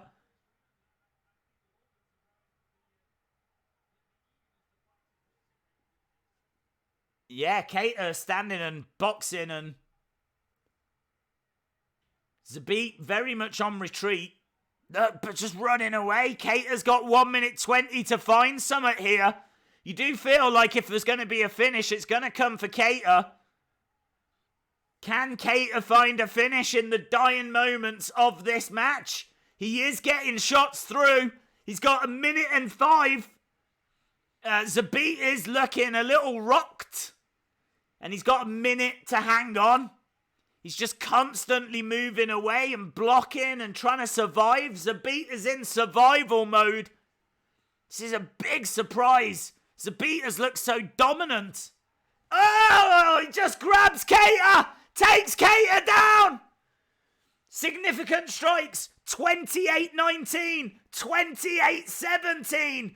31-24 for Kattar though. So Zabit the better in the first 2 rounds. Kattar has come back in the third. But right now he's on his back with Zabit on top of him. This is not where Kattar wants to be. Kattar, though, firing elbows in. Zabit is just using this to wear down the clock. Lots of strikes coming in, though. Kattar firing. Zabit's got an exposed head. This is a really good end to the fight. And it's called. It's done. Wow. What a brilliant end. What a brilliant fight. What a brilliant fight. I think that's going to go to Zabit. Zabit, retreat. Zabit, retreat. Zabit, retreat. Zabit, retreat. He was on full-on retreat.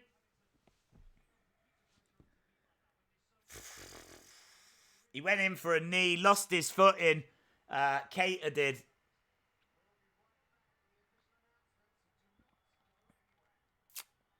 This official announcement, honestly, Zabit takes the first 2 rounds. Kattar takes the third. Did Kattar do enough in the third to cancel out the first 2? That first round was close as well. I mean, that was easily a Kattar round, that third round. It's in Russia, though. I'm going to say split decision. Split decision, Zabit. That's what I'm going to say. Thanks for the show. We needed the 5. I agree. That would have been very, very interesting if that had been 5. That would have been very interesting. Parts of it, I mean, there was parts of this show, matches dragged a little bit, like pretty much all of them except for one went to decision. I mean, we are literally, an hour and 45 minutes away right now from our AEW stream starting. But let's get the official decision. Here we go. Judges' scorecards. It's unanimous. And it is Zabit. Zabit wins by unanimous decision.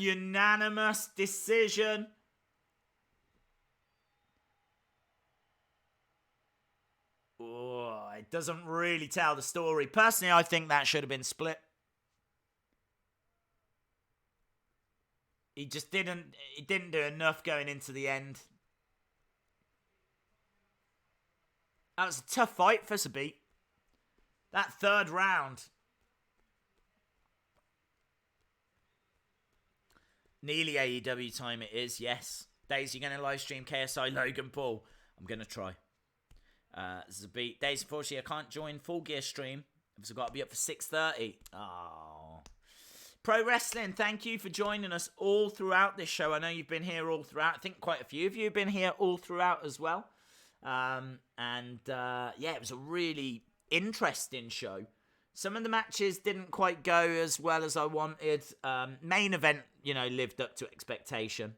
Zabit has got a 6 active win streak now in the featherweight division. Of course, Holloway on 13, which is madness.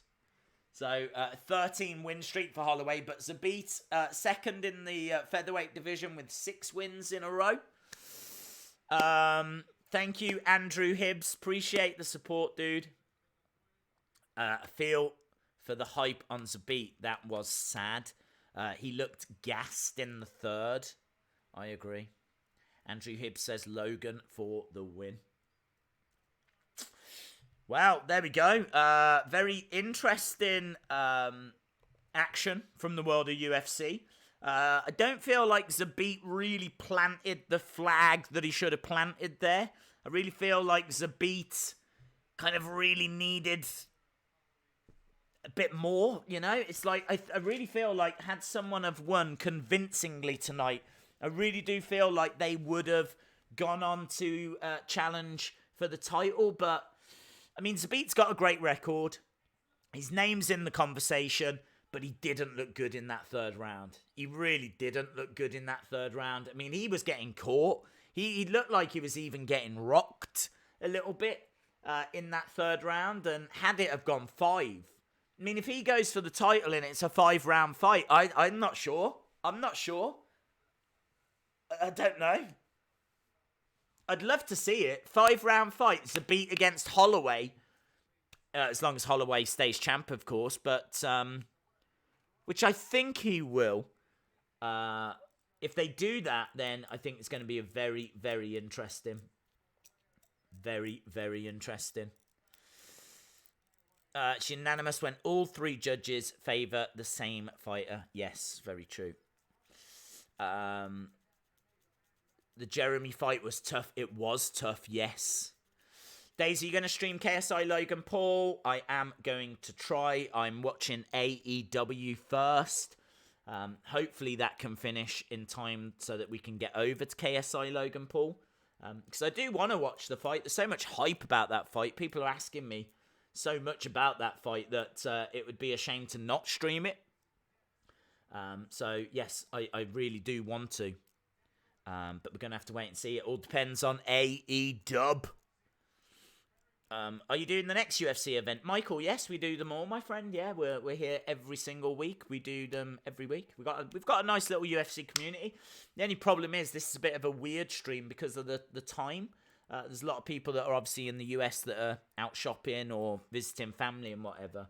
Normally, it's much later, isn't it? Normally, it's over in like North or South America. And actually, next week it is in South America. Next week we will be in Brazil. But obviously this week we were in Moscow, which is why there was a lot of Dagestan and Russian fighters on this card. They're so well disciplined, the Russian fighters, that I knew we were going to see an interesting card. And it was good. It was good. It maybe didn't live up to my expectations tonight. But man, some big UFC fights coming up. Some big UFC fights coming up that I am legit excited about. 5-round Max versus Dustin rematch. When are you streaming AEW? We will start in about an hour and 40 minutes. So we'll wrap up here in a second. Then I'm going to go just grab a quick bite to eat and get set up for AEW. I will try and set up a Logan KSI stream as well.